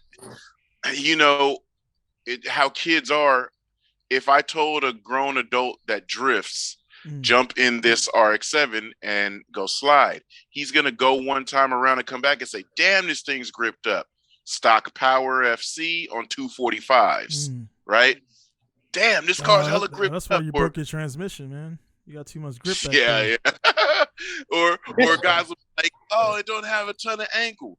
I tell my son, just go here, go wide here, tight here, build your speed, slow down, don't drift there because the K-walls got separations on them. We don't even want to have an issue there. Clear there, go here, drift here, boom. And he just goes to do it. And this is like, boom, this is so cool. So it's like when they listen, because things are going to happen. Things happen. But, man, they listen and they're focused in on what you told them, as well as taking in the experience, and you see the excitement. Like I know you could probably tell Tommy when you guys land. I mean, it's probably super regular now, but like when you landed for the first time after giving the girls the sticks, that excitement level that they have, and when they're like super hyped about it, dude, give me that energy, because I take that back and it's like, he's stoked he got to experience this, like that's so cool to me, seeing the kids refreshing, like the way they feel like, oh, this is dope. And then the next weekend went up to Thunder Hill and we're doing the instructional stuff, and as people make mistakes, I look at my son and he already know I want him to tell me what they did wrong, and he fires off what they did wrong. I'm like, that boy's thinking, so then when I tell him, his cousin was up there with an IS 300. So I was like, go jump in that and drive. And he just jumps in new chassis and goes. And people are like, that's great. Damn. That's great, man, because there's a lot of old people that I met recently, older guys, and they just got this stigma of like, it's the S15 or nothing, or it's S13 or nothing, or it's or nothing. The car specific dudes. Only thing I need to know any car out here is a startup sequence. Because everybody got like a little button, or you got to do this or that or whatever. You got to hold this and start it. That's it. I can drive any car at this track, and I don't need.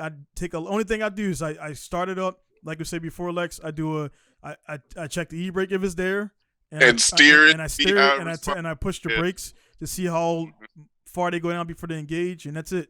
And I go slide. And Tommy, we all could do. All here could do the same thing. That's how I was in Japan. Like when I was first drifting my first, not my first drift car, but I had a Q's. Like I said, I think I told you the story. I had a Q's S13 automatic, open diff, stock suspension, and I'll just threw some rims, and I didn't even put suspension on the thing. I just drilled out the camber on the bolt and just got some camber out of it. And just took it straight to the, track and drifted the shit out of it. And the guys are like, what the hell is this? Like, it's just speed and momentum, man. Yeah. Weight transfer. Tsuchiya style, balance. Man. No angle kits. We didn't have angle kits back in the day. Yeah. No one did anything like that. We didn't even change tie rods. It was all stock. And it was all totally stock. Fun.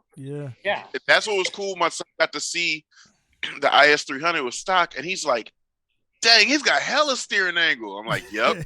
I was like, there's certain cars you're gonna see that have way more stock than others. Like for example, Tommy got one. Reason why I didn't really the Chaser, the JX90 and 100s has some of the best stock neutral angle, because they look big, but they're agile. They look like a big car I feel like it would be a big car to drive. But once you're in that seat, man, you feel like a sports car. Yeah, you feel like you're in a Hachiroku because they move.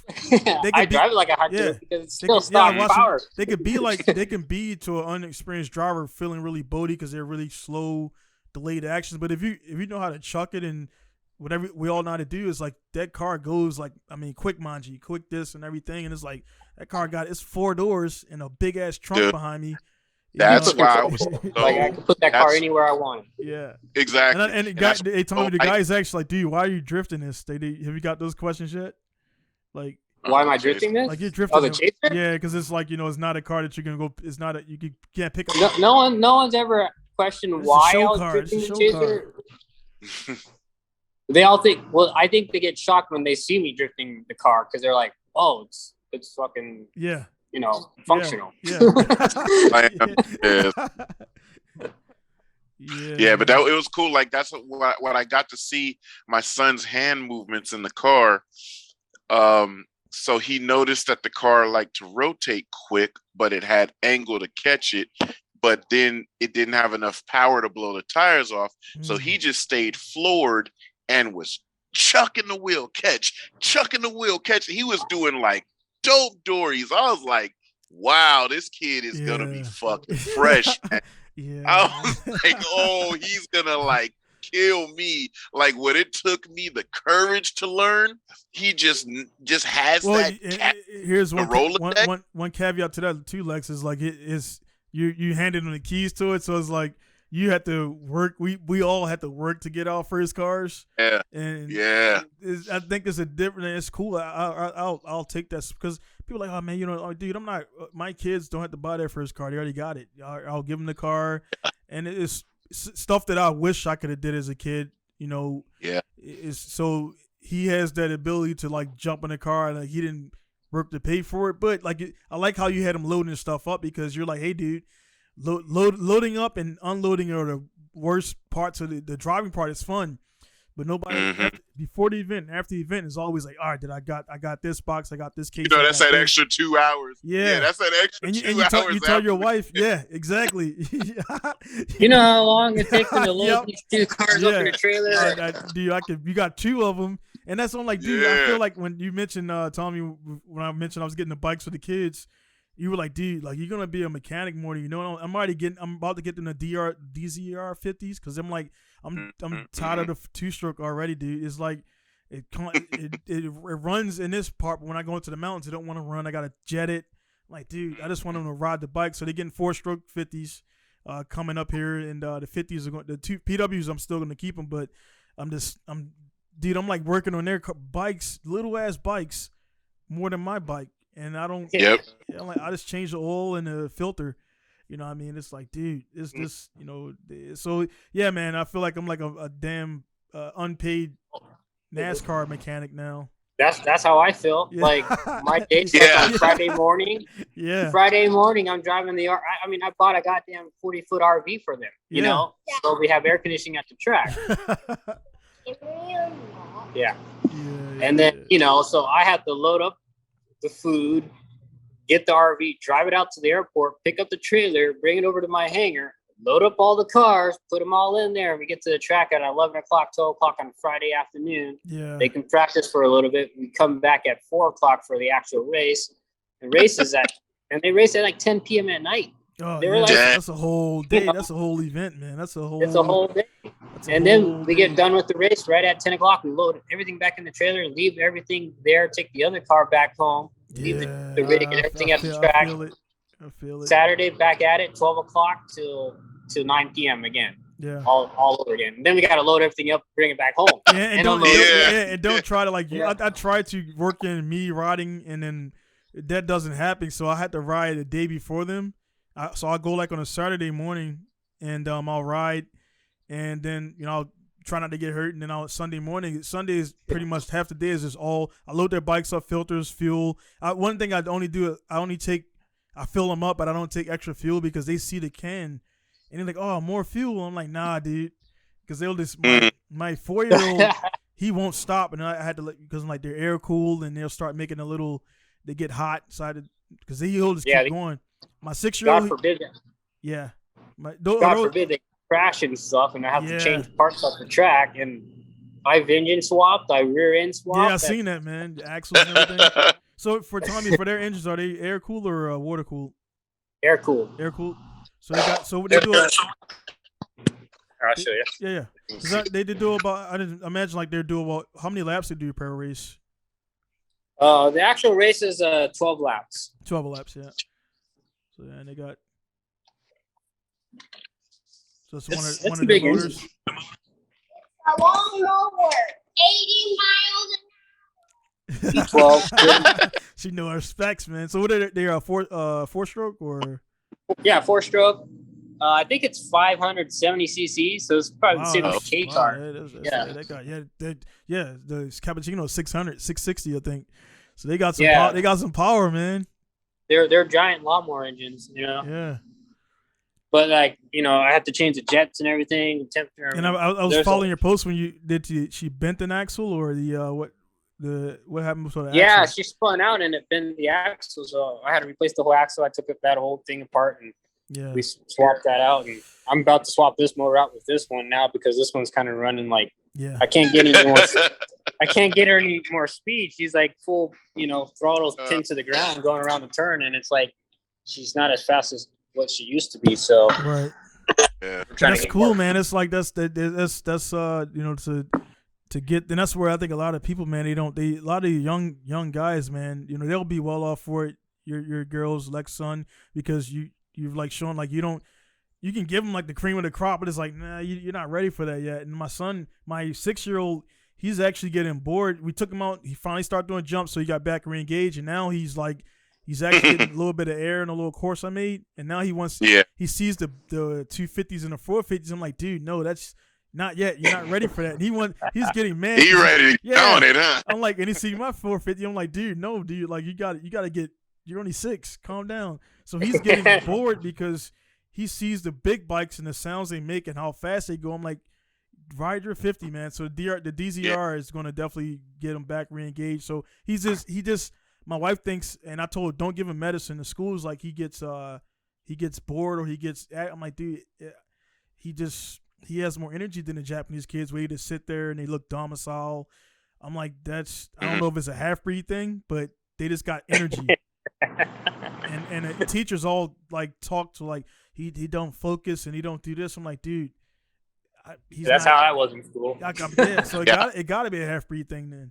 So I mean, dude, my son was all over the place, hella busy. Yeah, that's how my kid was. He's all over the place at school, hella busy and stuff. Yeah. But I was telling him, like, my guy, your only job was like, I got the weekends covered, bro. Like, we're good. Right. You Monday through Friday, give me these A's and B's. Like, I don't want anything less than A's and B's, dude. So, you know, he has some C's and this and that. Oh, Jalen has to turn in this assignment. And I get it. First couple years of high school, well, it's his second year now. Yeah. And, you're dealing with chicks. Yeah. All of this stuff. So it's like, bruh, chill.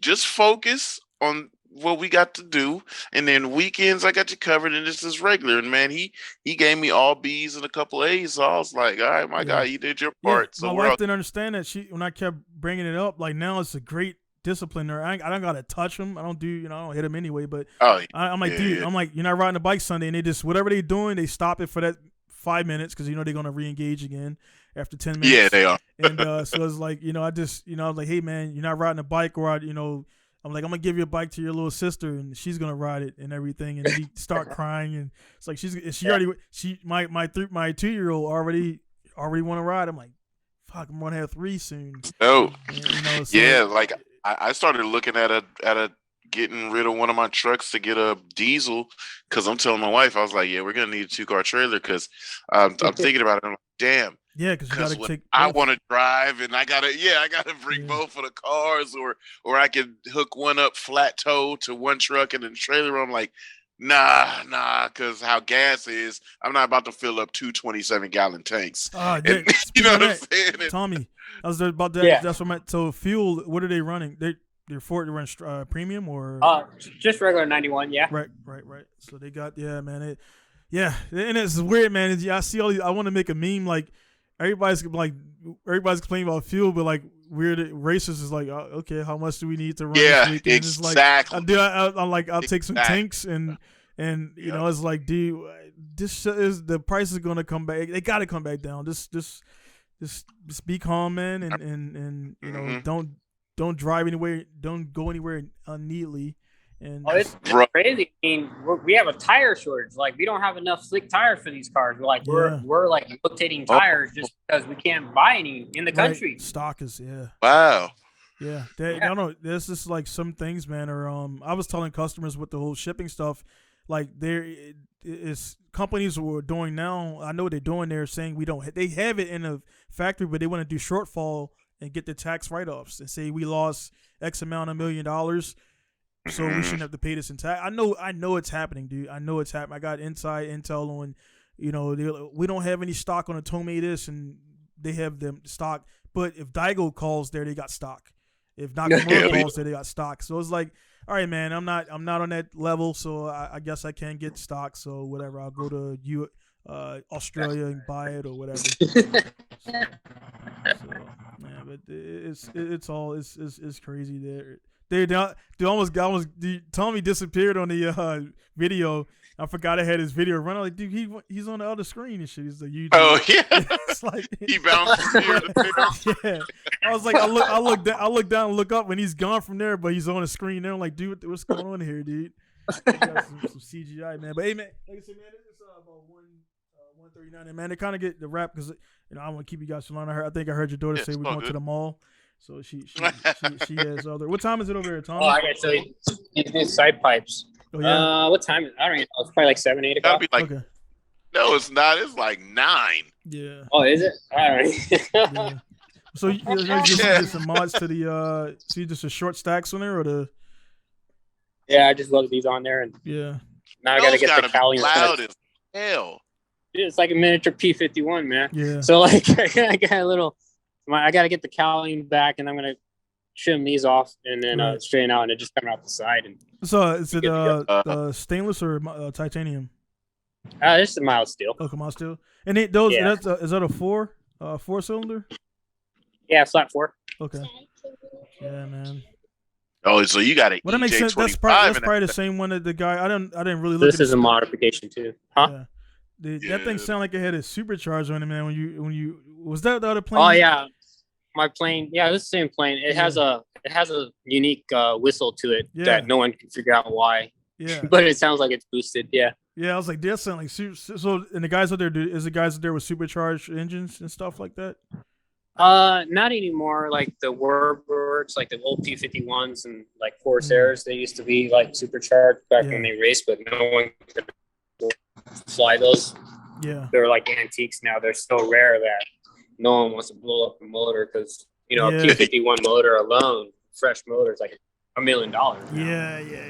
Hey, man, man. I just said that car. You seen we got a little group chat with GT7 and with guys is talking about inflation. I'm like, it's not inflation. It's I looked up like it was $1 million before the inflation. So I don't know what it is now. Yeah, so I'm like, say a Model T Ford when it came out was $820, and like now that's like $18K. It's like, dude, it's going to change. So like, guys I understand like some of these ship boxes to be blunt are being sold for too much money, but it's like, dude, you're not gonna S13 Sylvia. They're becoming extinct. So it's like you can't buy that S13 Sylvia K's for $5,000 anymore. Those days are long gone. Hachiroku has been expensive since the 90s.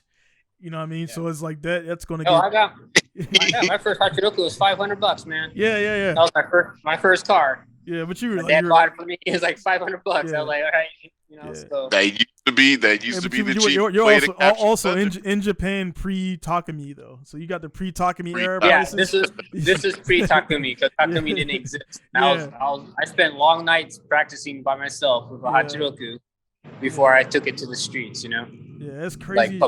It's crazy how like that car was made. When they made that car, they never envisioned that it would have the cult following and have the N1 and all that stuff, man. I just love that they call them Thunder and Lightning, and nobody even goes at that. Like, that's how funny is that? Those tiny little little cars is Thunder and Lightning. Yeah, and it's everybody just this and that, bro. The sound they make, the way people. I was telling you, Lex, man, a 4A is weird that the RX-8 that I have out there. Just did a video teaching the guy. It makes more Yeah, I power saw than, that, yeah. than a 4A. But I was telling the guy, like, dude, the 4A, the 4A, when you kick it, like, it actually does something. And when you kick that 13B out there, you know, it's not a 13B RW. Yeah, it's This shit, like, like, dude, I'm gonna continue doing this drift. I'm not gonna change. You're not getting any. Well, that yeah. you know, because I've driven like Hachi Goals, you know, in the 1.5 liter 4AC, and then I get in my 4AG and like my 86, and I like, wow, that's a big difference. I got like 7,500 RPMs, and I got like this little kick at the top, you know, it's like little. Yep. It's not VTEC, but it's got a little kick, and you know, back then you're like, well, yeah, there's that twin cam, you know. Yeah. But you don't see any guys blowing like 4As, like they just take abuse, man, and it's because it's NA is, you know, it's not a lot. When guys start putting the turbos on them, then that's when they start, you know, they don't really do you know, they start getting out of whack, and they're not meant for that. That's what I'm looking for a 4AG to put back in the Corolla right now, and I'm looking for they're just so hard to find. I found a couple of used MR2s that are like trashed out and might have to rebuild them, but I don't really want to. You know, I did the SR thing and all that, but like I want to this Corolla build. I want to put a 4AG in it and just go with carbs and just keep it simple, so it's just by itself and not relying on electronics or anything. But at least it's still got a 4AG in it and still kick the crap out of it if I want to. One of my customers is selling the ITB 4A right now. It's like, man, I want to buy it, but it's like, I gotta take care of other stuff. So. And then the girls can drive it. Well, that's the plan, because they're already claiming to it since I got a chase. Yeah. Like the other night, we did a drift event, or we're not drift event, but we're setting up the track. So that's the only time I get to freaking have them ride along. I think that's so cool. Yeah, that's so cool, dude. So I got them riding in the back seat. We're doing donuts, we're doing S turns, and then drifting on the big course. You know, like hell no, you know. Anyway. Your daughters are gonna have the problem that Lex daughter's gonna have, and your son and vice versa. Is like when they get to, you know, middle school, high school, college, people are gonna be saying certain things, and you're like, they're gonna be so like, why are you not excited? Yeah, I've been already doing this since I've been 2, and my dad is this, and my dad do this, and blah blah blah, and like, you know, now I had to tell my son, like, he knows what I do with the shop, and like I had bought him that had RX-7 here last week. They had the Cascade black and, you know, yellow, and their friends have only got the cars, and they've been around all these cars, and they're only 6 and 4, and they just, my dad this and my dad that. I'm like, dude, calm down, dude. Like they just kind of really excited about what I do and everything, and their friends. It's not that they're not, their dad works at a bank or their dad does this, and it's, hey man, it's just it's cool. Man. Yeah, it's cool to be able to they're gonna be unimpressed by people who like, I just got a Kawasaki Ninja, and you're like, okay, I ride a Gixxer. My dad's Gixxer 1000. That's like my boy Jeff, and you too, Tommy, since you guys both have girls, and it's like you guys are, you know, showing them everything, doing everything with them. They're well equipped to do it themselves. They're not going to be impressed by a boy pulling up saying, "Oh, check this out! I drove my dad's whatever." It'll be like, so. You know what I mean? Like, then they gotta go in the story of why they're not impressed, and he's like, "Oh, okay, I get it." But they're gonna be like, "Oh, I can do donuts and this," and they're gonna be like, "So what again?" all the sideshow stuff, you know, going on. Yeah, it's just they're not gonna be impressed by nothing these little boys are gonna be doing, and you know, like I told my daughter, her only rule is, she cannot ride with nobody. Same thing with my son. Like, don't nobody, because see, what I'm worried about with my son is because a lot of his friends follow him and me on Instagram, and they want to try to show him, to tell your dad, like, I could. No, you don't get in the car with nobody. They don't need to impress nothing. Yeah. So the girls, it's you know, they're mostly expected to get in cars with dudes, but it's like the girls can be like, nah, I'm gonna go get in my Corolla, You and know, they're gonna be like, you know what "Girl, happened? you driving that old slow ass Yeah. car? This Mustang is gonna be able to Yeah. dog the hell out of them." And, and what'll happen too is like if they get a responsible friend, you don't mind them riding with them. It's like they'll have that. It'll be that thing when I watched initially a bunch where he was riding in the dude's car and he was like, and you just sitting he was predicting the spin or the crash, and like dude, you're gonna spin out or you're gonna crash or. They can feel. They got that feeling where a lot of humans don't. You think everybody feels it, but we can feel back, left, right wheel bearing or back or front right vibration or front left pulling. We can feel that through the steering wheel or the body, and they'll feel that. And a lot of humans they just get in the car and they go from point A to point B. They don't, if something's vibrating, they don't know. They take it to a mechanic, so they'll be able to feel like, hey man, your tire's low on the left. Go fill it up at the gas station. And they'll be alert. They won't be on their phone paying attention. It's different, man. Like we travel in these things, but at the same time we use it as extracurricular. Again, Tommy, you do both. Like cars I know, and planes. So I mean, the only thing you gotta do is get trained on your license, and you got. Well, he's got the RV, so it's a bus. Yeah, man. And I watched it. Man. Fucking Tom, man. He was like, they had him on one of the things. Dude, towing that RV, 40-foot RV with 35-foot trailer is not fun, man. Yeah. I know, man. You start getting the crosswinds and the pushing it around. Is it windy there? I'm driving like 45, 50 miles, and I'm like, I don't care. Yeah. Go around. I don't care, Yeah, man, it's got to be crazy, man. But hey, man, it's just cool for us to be able to, I don't like for people first time listening and watching. I'm not like when I was growing up. I had the essentials. I had a house, clothing, food. I never. I mean, there was some nights I didn't get all the food I wanted, but I never went to sleep starving. So we had a good upbringing and everything, pretty normal. But again, doing martial arts was not a thing.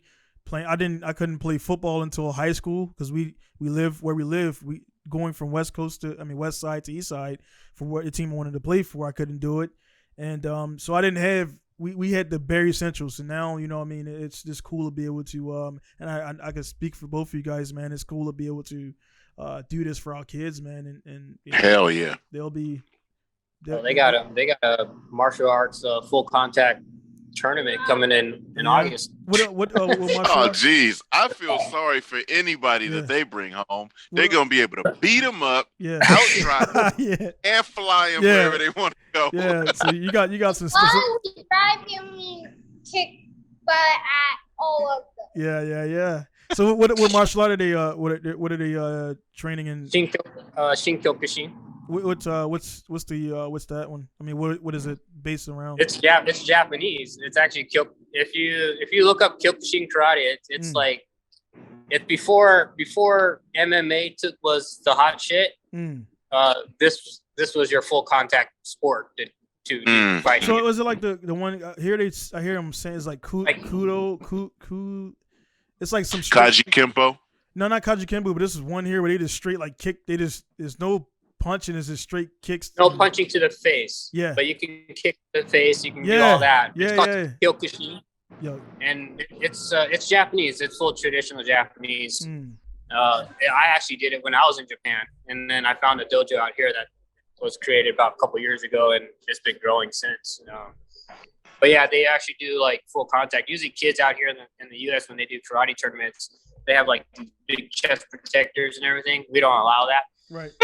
They just, they wear shin guards and gloves for tournament because of insurance. But when they're fighting for their belts, they're bare knuckle, bare shins, no helmets. And now I've been doing karate for 4 years. Full contact. So. And she fights boys. Yeah, doesn't matter. As she should. But in tournaments, I have to fight girls. Yeah, in tournaments, because mixing up is different. But the cool she's only 9, but she's going to be fighting the 10 to 12-year-old because she's high ranked. And then the other thing, my birthday is 6 days after the tournament. So. Oh, there you go. The other thing is she's disciplined. He's disciplined though, because that's fighters. fighters, they do not, you know what I mean? Like all of my boys that like I got a couple of homies that are high rank karate dudes, right? And I myself, I know because I can rumble, so I'd be like, I wish somebody would, but they're not. They're always just like, yeah, no problem. because because when you train like that, man, you're like you're really aware of like how much damage you can do to somebody. And yes, and then that actually, even though they had the whole boxers or their hands are licensed and all that stuff like that, if you train martial arts and they find out, they can use that against you, even though you're not like a licensed whatever. So for me, if I break somebody's arm or whatever, and then they find out I'm a purple belt, 4th degree in jiu-jitsu, they'll be like, well, dude, you knew better than that. You know what would happen if you bend his arm back that far, and yeah, so we're gonna penalize you for this. So you don't want to really get into altercations, and that's martial arts. It really does teach discipline and refraining, because it's like you see those movies and guys want to rush in and start fighting, and you see the movies and the guy leads with his face like, dude, you're gonna get knocked out, man. Like just crashed up.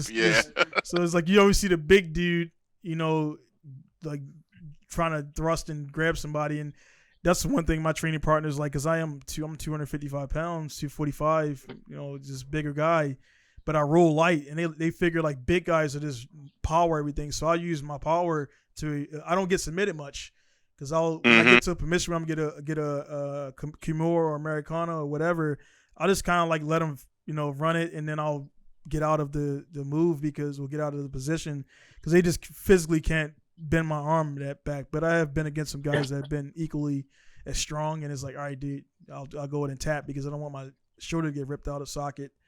But yeah, man, it's just one of those things where you just, it's just the cool. And that's my wife, they're doing bikes. I'm like, but there's more. They're gonna be doing judo and jiu-jitsu, and she wants to do piano and violin. I'm like, that's cool. I got music here. I could teach them how to do music. Right. I'm not paying. No, we're not doing the typical Japanese where they piano, violin, and swimming is like their regiment, and it's like, we'll do that for free. I mean, I'm not gonna So she get mad at me about that, and I'm like, I mentioned my girl riding dirt bikes, and she's like, no, girls can't ride dirt bikes. So I'm like, no, you have no idea how Americans do it. So yeah, it'll be cool, man. Yeah. But show her a couple videos of them racing around. I should. That's what my daughter. She looks at Amelia and Piper doing work, and it's so funny, because it's like, they girls just like me. I'm gonna do that too. I'm gonna ride Jalen's bike, and I'm gonna drive Jalen's cars. Yeah, oh, dude, I can't wait. I can't wait to see. She already is like, when she did the one. Go ahead, Tom. Oh, no, I got a new video. I haven't posted from last weekend's race, but I basically gave them GoPros and like have fun. Yeah. So like they're vlogging themselves now. I'm like, I'm like editing this vlog. I don't know hey man, saying, they gotta pay you back for that stuff, man. So it's like, so right now it's basically the next video is gonna be basically a takeover with them, because it's all them. And that's what I was about to say. Well, Lex did the same thing with his daughter, man, and like she was like, get out the shot. Get out like she's telling you.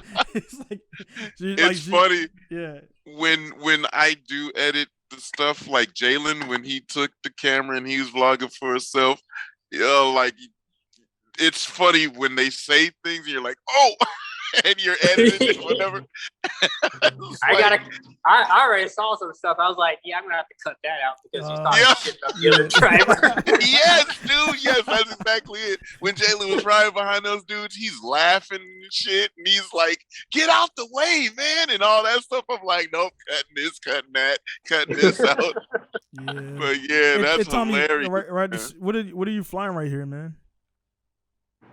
Oh, that's my pit. So the plane that's right behind me. Okay, is it that is cover? Is it it comes off, or is it you have to have it on there, or is it a?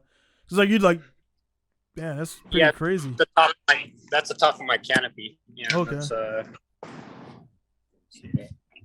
But do you have an actual? Do you have like, it looked like you just like your head's in it. I know it's not like outside, but that's what my head. Okay. I was not like, much. I was like, dude, he's like. That's like old school with the goggles, and there's like there's no window. It looks like an open window. Yeah. So I was like, holy hell, dude! And I was like, you have like just sunglasses on. It's like that's crazy, man. But how's the visual on that though? Like the visual's horrible. Yeah, you kind of like it too. I can only look out when I'm turning and looking out that way when I'm racing. But out in front, you can't see a damn thing. Yeah, that's how the new drifters where they got the whole front windows covered up. Because I'm looking out the side glass when I'm drifting anyway. So it's like, still, dude, you gotta be able to look out the front a little bit. You know, there's sometimes you're going straight when you're drifting, but yeah, it's pretty crazy, man. But yeah, man, I see one thing real quick before I let you guys go, man, and everything, man. The Lex, you pointed out one thing we definitely talk about in another podcast, and I'm glad to see it. And I'm not sure if Tommy's seen it, but there's new blood on that top step now. I love it. In Formula Drift, man. So they Tommy, I'm not sure if you keep up with the FD or whatever, man, but it's like a lot of new guys kind of pushing out JR's already taking a hiatus. Forsberg is young, but he just been in it so long, he seems old. You know, he's I mean, he's been in. Well, he's definitely OG, man. But yeah, man, have you been following FD at all, or you check your here and there? I watch here and there. Yeah. Well, you're a NASCAR mechanic, man. So. Yeah. Like honestly, I've been watching more NASCAR lately. Yeah. Like NASCAR and F1 because now the girls are watching NASCAR. They're watching the Truck Series because they're following Haley Deegan. Yeah, I was just about to say Deegan. Yeah, that's crazy, dude. I was just about to say Haley Deegan, dude. And so they're like watching all the Sunday races, and then they're watching the Xfinity races. They're watching the young drivers there. Yeah. Because I even have a couple friends that drive in truck and Xfinity, so they're cheering for them. And then they got their favorite fans on Sunday that are like, they like Kyle Busch and they like Kyle Busch because he's local or was local, and then Joey Logano because he's a drifter. So, yeah. But you know what's cool though, dude? The change up of the NASCARs. Those cars look cool as shit now. Yeah, they actually looked like watching cars. Watching them. Yes, they looked like GT3 cars with the wings removed, and I was like, "Now that's a cool looking car." I've done these NASCAR events since 2010, and I've never watched a NASCAR race as long as I did this weekend because it was like, I actually never seen it, dude. No, the new cars are cool. They went to actual rims, no longer the Steelies and all of that shit. the body, the next 18-inch tires. Yep, the 18-inch tires. Bodies are actual. Composite carbon fiber. Yeah, it's not they just take a lot more abuse. They're like. There's a lot more action. It's super unpredictable. There's a whole new winner's circle. It's not consistent. Yep. The only guys that probably dislike it is the hardcore Southerns. You know what those guys are. Nah, they like it too. They're it, bro. The NASCAR stuff with these new cars, it's equal to playing field, I would say, and it's like it's fun to watch now. All they need another freaking Netflix series on their drama, and then it'd be good, Right. Yeah, for sure. Wow, so I've been so out of the loop, man. I think the last time, I've been out of the loop for a while, but you do definitely. So this is 2020. Yeah, these next gen cars are pretty sick. I mean, they came out. They had a race in Vegas, and we all took the girls, and we got down into pit passes and everything. But they're definitely faster than the predecessors, or. I don't know if they're faster. They're just shaped differently, Yeah, they're just cooler, dude. Well, they have, restrictor plates and stuff, so they're not going to make. Man, that looks like something you could see at a car meet almost with a kid on it. Bro, they're cool. They look like with their liveries on. They're cool, dude. They're really fucking cool. Look up the Mustangs. They're the Camaros. They're the real front ends. They're the real car. They're cool. They're not makeup. Yeah. Mm-hmm. Yeah, did you see the race they did in Portland in the rain? No, so the guy was telling me because we had some clouds. This year? sprinkles. Yeah, you could kind of feel some sprinkles, and I was like, "Oh, damn, they're gonna call it." And he was like, "No, they're not. They're rain not now." road race. Oh, really? Oh, so did NASCAR's always had wipers or not? I never recall. No, they have wipers. Yeah, they got wipers now. Back in the day, well, they didn't. Back in the day, they did. But now that they're doing road racing, they allow wet racing. Yeah. It's like they got rain tires now. What's this? A couple weeks ago or a week ago? Or? Yeah, it's a clusterfuck on turn 1. Because Lexus is like what's it? Before NJ, they don't know how to stop. Like no, they don't. Well, hey man, it was like this Friday's the same weekend where the a penalty for that, but that's a penalty right there. But dude, there are so many wrecks on starts there. I know. The guys every start was a fucking chaos. The guys, what was that? What was that round at FD when the guys like, "Are we going, dude?" For the they were like, oh, that was that Orlando? was Orlando, yeah. Of Dylan Hughes and Travis Reeder. But it was funny that it was up to those guys. Talking about that, yeah. Talking about that, you're seeing that Jersey track sucked.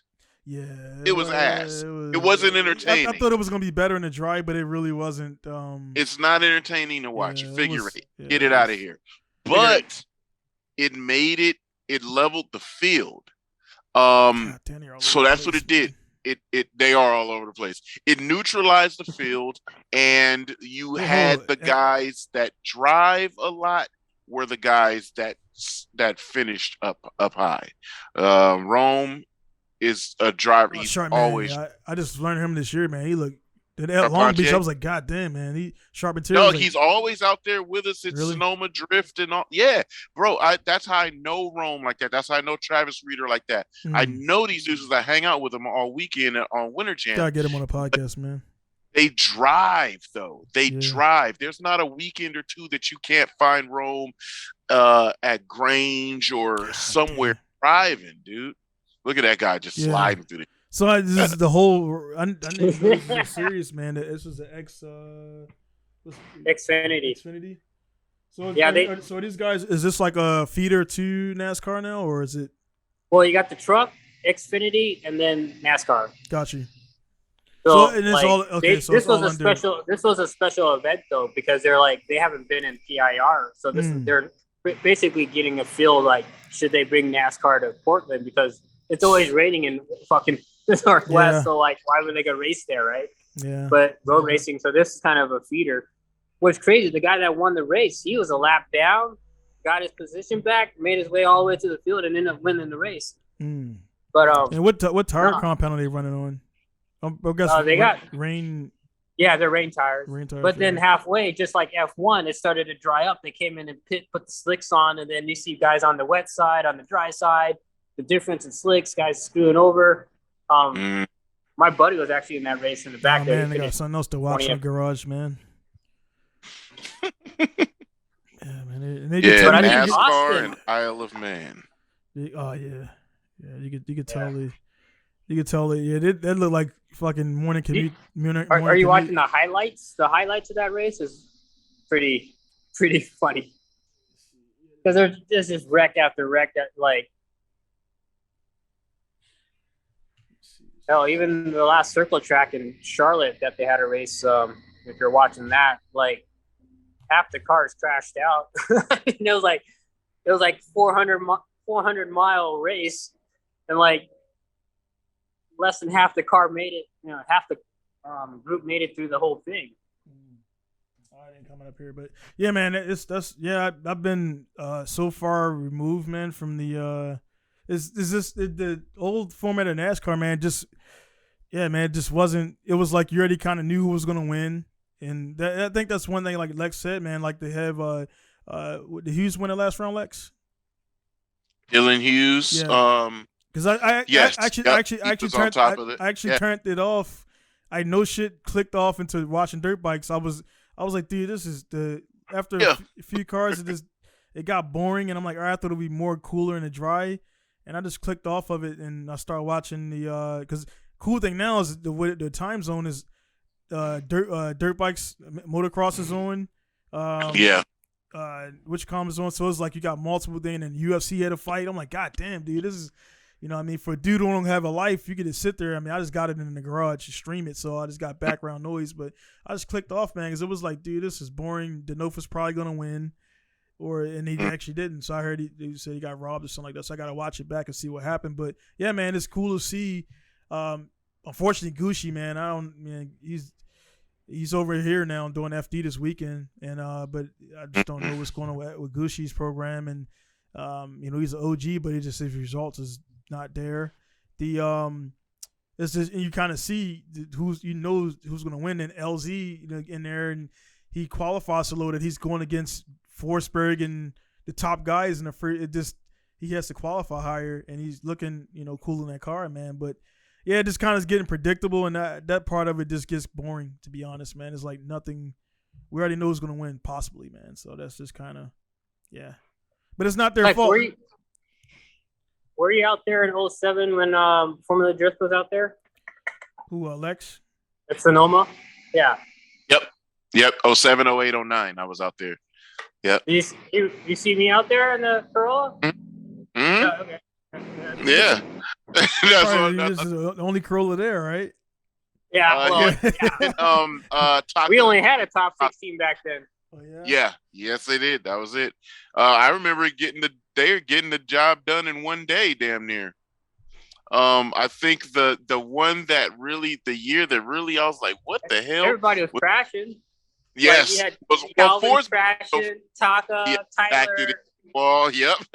Yeah, and then Forsberg, he broke his car and they ratchet strapped it, and they did some dumb shit, and he ran, and they called one more time or something, and they finished it the next day. I was like, is that Taka right there? What? It's like the old, yeah, man, look at that 360p. Because remember they had the top 32 the first day, and then the top 16 to finals the next day, and Forsberg came back to finish a top 32 battle on the top 16 day, and everybody was like, how did he get that opportunity? Like, how'd that happen? That was 09. Yep. Yeah, man, it's crazy how far the technology came in, and they had the video of Papadakis versus Faust. It was like so slow, dude. It's like, oh yeah, it's like then they're like miles apart, and he's like, man, they're so close. I'm like, nah, dude, like he's in 90210, and he's in that 07 video. Like I was just 4AGZE supercharged with nitrous. Yeah. Squeezing as much as I can, barely making 200 horsepower. It's just like that was all. Because you're right at the same time. I think the cars on my container outside was Yoshioka's Drew P's A6. Yeah, that's the one I got out. I got right outside of my container right now. And, he brought that to Vegas a couple times. Yeah, that's why a lot of people don't know that that car is actually it's left hand right hand drive. The firewall is ambidextrous, and it would change the rack, and like you can literally, I got the dash, you can literally pull it out, and you can change it from left hand drive to right hand drive in like 10 minutes, man. It's like crazy. Yeah. So they that's like my car. I converted all mine to right hand drive. Oh yeah. So you still is both or just one? Both my Corollas are all right hand drive.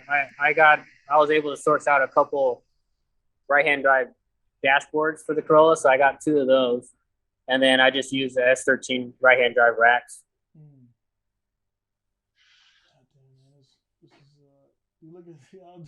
I can't find. Yeah, me and Tanner. Trying to find Sonoma, man. Tanner Faust, man, that guy. Yeah, man, he's like looks so young, man. Like he flies airplanes now too. Oh yeah. Does he? Yeah. Yeah, he has his own little Bonanza.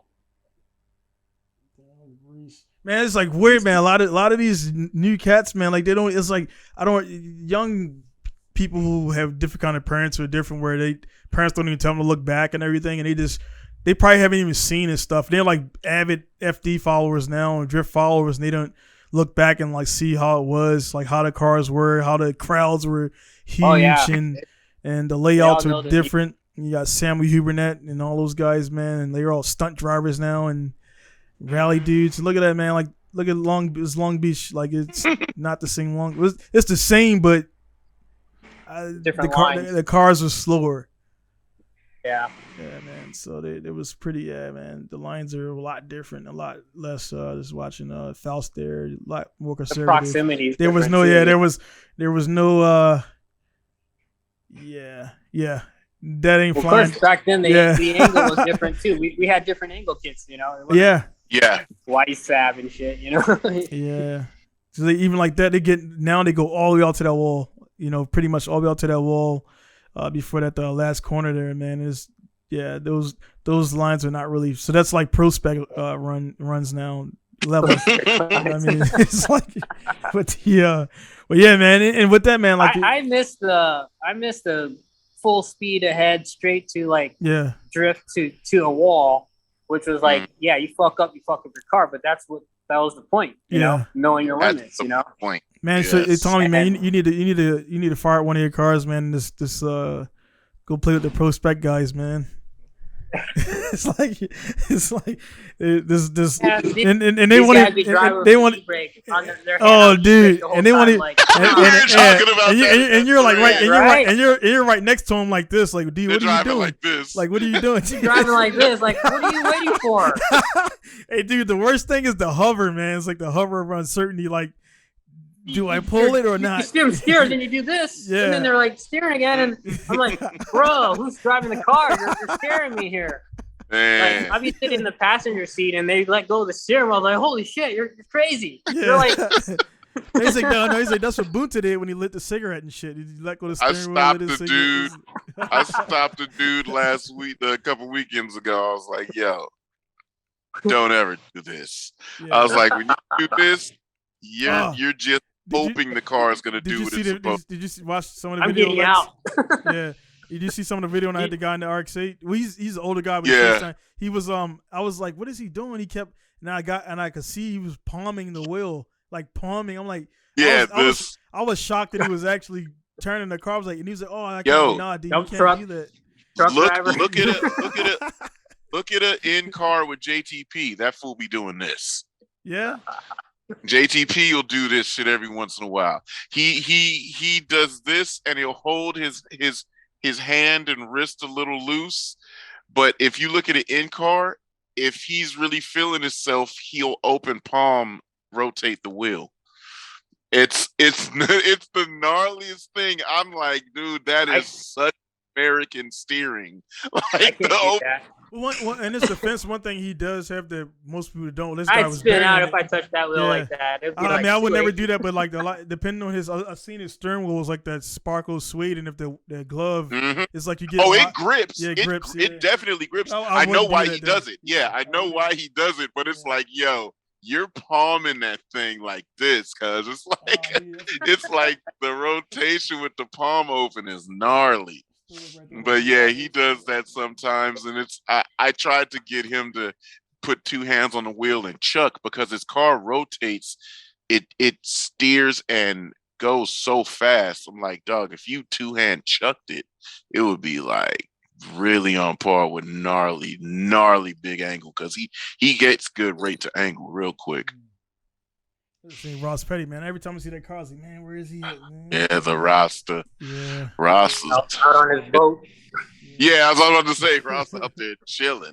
Yeah. Fishing. But, yeah, it's just the, you know, you see when I seen Wang lineup, man, it was like the style, man. That's where it's just kind of getting away from that, because I understand, and they want to win, man. I understand the sponsors, and so now the cars are all 4x4 and massive rear squat, and you can pretty much take out the coilover. You can stick your hand under the front of the wheel when they're, you know, fully squatted. It's just like the cars are so different now, as far as the, you know, that wheel gap right there is massively huge now on that Mustang. But I understand, man. There's a lot of money on the table now, and that's what people don't understand too. That people who are not into it, man, like before in the heydays, there was less money in the sport. Now there's big contracts and, you know, compounds and a lot of dollars, man. So guys are going to do what they got to do to win. And you kind of, I never been in there. So, I mean, maybe the camaraderie is kind of, you know, I mean, guys like, I got the part, but I'm not going to give it to you because you're a competitor and you're not a friend. You can start seeing that a little bit more because now there's big money. So, it might change a little bit. Well, but I don't know. Is FD even paying out their drivers anymore? Shit, couple of bucks. Yeah, Couple of bucks. Nothing. Because it used to be like back then it was like $5,000 for first place. Yeah, and then it was like it's still about that. Actually, it's still about that. Yeah. So your money is coming from advertising and all the stuff like that, and then like you see, Pollard just posted what the $50K, $500,000, well, $50,000 purse for some other event. That's Mike Pollard's thing. He just does those. And he's a prize fighter. Yeah, I'm like, man, I was like, that's his grind. I talked to him privately. He's like, yeah, man, I just like doing these prize joints and maximizing my my money and stuff. So I was like, dude, you really need to. He's still young, man. Do a couple of rounds of FD, but he's just not into it, man. And I understand. Nah, things are different. Yeah, I was talking to Mike this morning, actually. Yeah, man. I saw there. Go ahead, Tommy. No, I saw they're hosting an event over at Grange in the summer here. And it's like they're putting in all the drivers, put the money in the pot, and they're going to use that for the purse. I'm like, that sounds like something I might use with the Corolla. Yeah. Well, hell, why not? Yep. So, that's and it's not FD, it's open range, and there's some prize money and it's like basically open rule book, right? Bring what you brung, right? Yeah, run what you brung. Yeah. It would be cool, man, because you rock up and guys like, man, who's this guy, dude? Yeah, like, they still show up. I roll up to my chaser and they'd be like, "Who is this guy?" And I start dogging on him, I'm like, "Oh, yeah, yeah." It's like then he was like, "Oh, that's Tommy, dude," and then it's just kind of cool, man. It's kind of alluding back to the movie where Maverick walks in a bar and he's like, "These hot shot new Polis, brand new, LTs, and they're the top of the world," and he's like, old timer, and like, you don't know who this guy is, do you? It's like, yeah. I mean, why would he? I mean, he's doing. They threw him out. Yeah. Yeah, that's right. Yeah. So again, man, kind of getting back to the movie, man. It was the premise and how they subtly worked in things like when he didn't know that was going to be the instructor and blah blah blah, and they just Easter eggs for days, man. So it was definitely cool. And believe it or not, man, my wife actually, Tom, you said Alex, like my wife actually, I told her, I was like, hey, we should watch part 1 the night before because we went and seen it on like a Friday. And she was like, after the movie, she was like, I want to see part 1 because she was they had to call back to Goose hitting the canopy. Of course, they showed that. So they did great on the callbacks and showing it. So like you said, they really don't have to see part 1, but it's, it's kind of one of those sequels where it didn't. Well, you can't find the Easter eggs unless you watched it 1,000 times. Right. and then actually, I didn't see the A6 joint until Lex pointed it out when the jukebox. There was after I was like, oh shit, he did push A6. So it was and then I did know the F14. I knew that was the same tail number, and all that stuff. So I was like, they worked that in there. Well, it was the same tail number, right? I don't know about that. I mean, the logo that was on the aircraft was also that star logo. That's all I know. I didn't know it was the same tail number. But I think so. I'm not sure.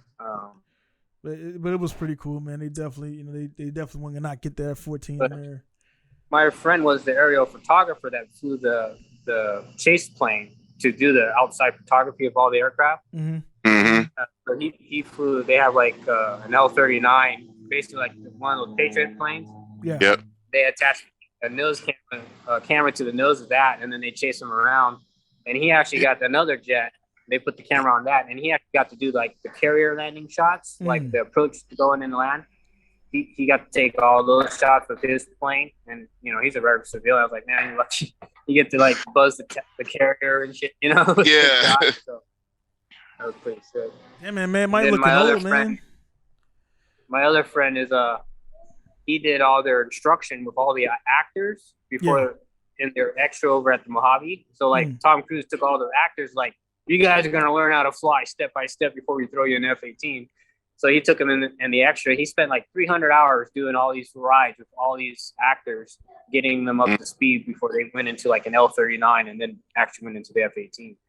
Crazy, man. Like that was definitely it was like being an actor, man, but being involved with Tom and all that stuff, man. They definitely got like the full up. Most actors will never get like that. They're gonna do some CGI stuff and maybe go up once and that's it. But man, they damn near.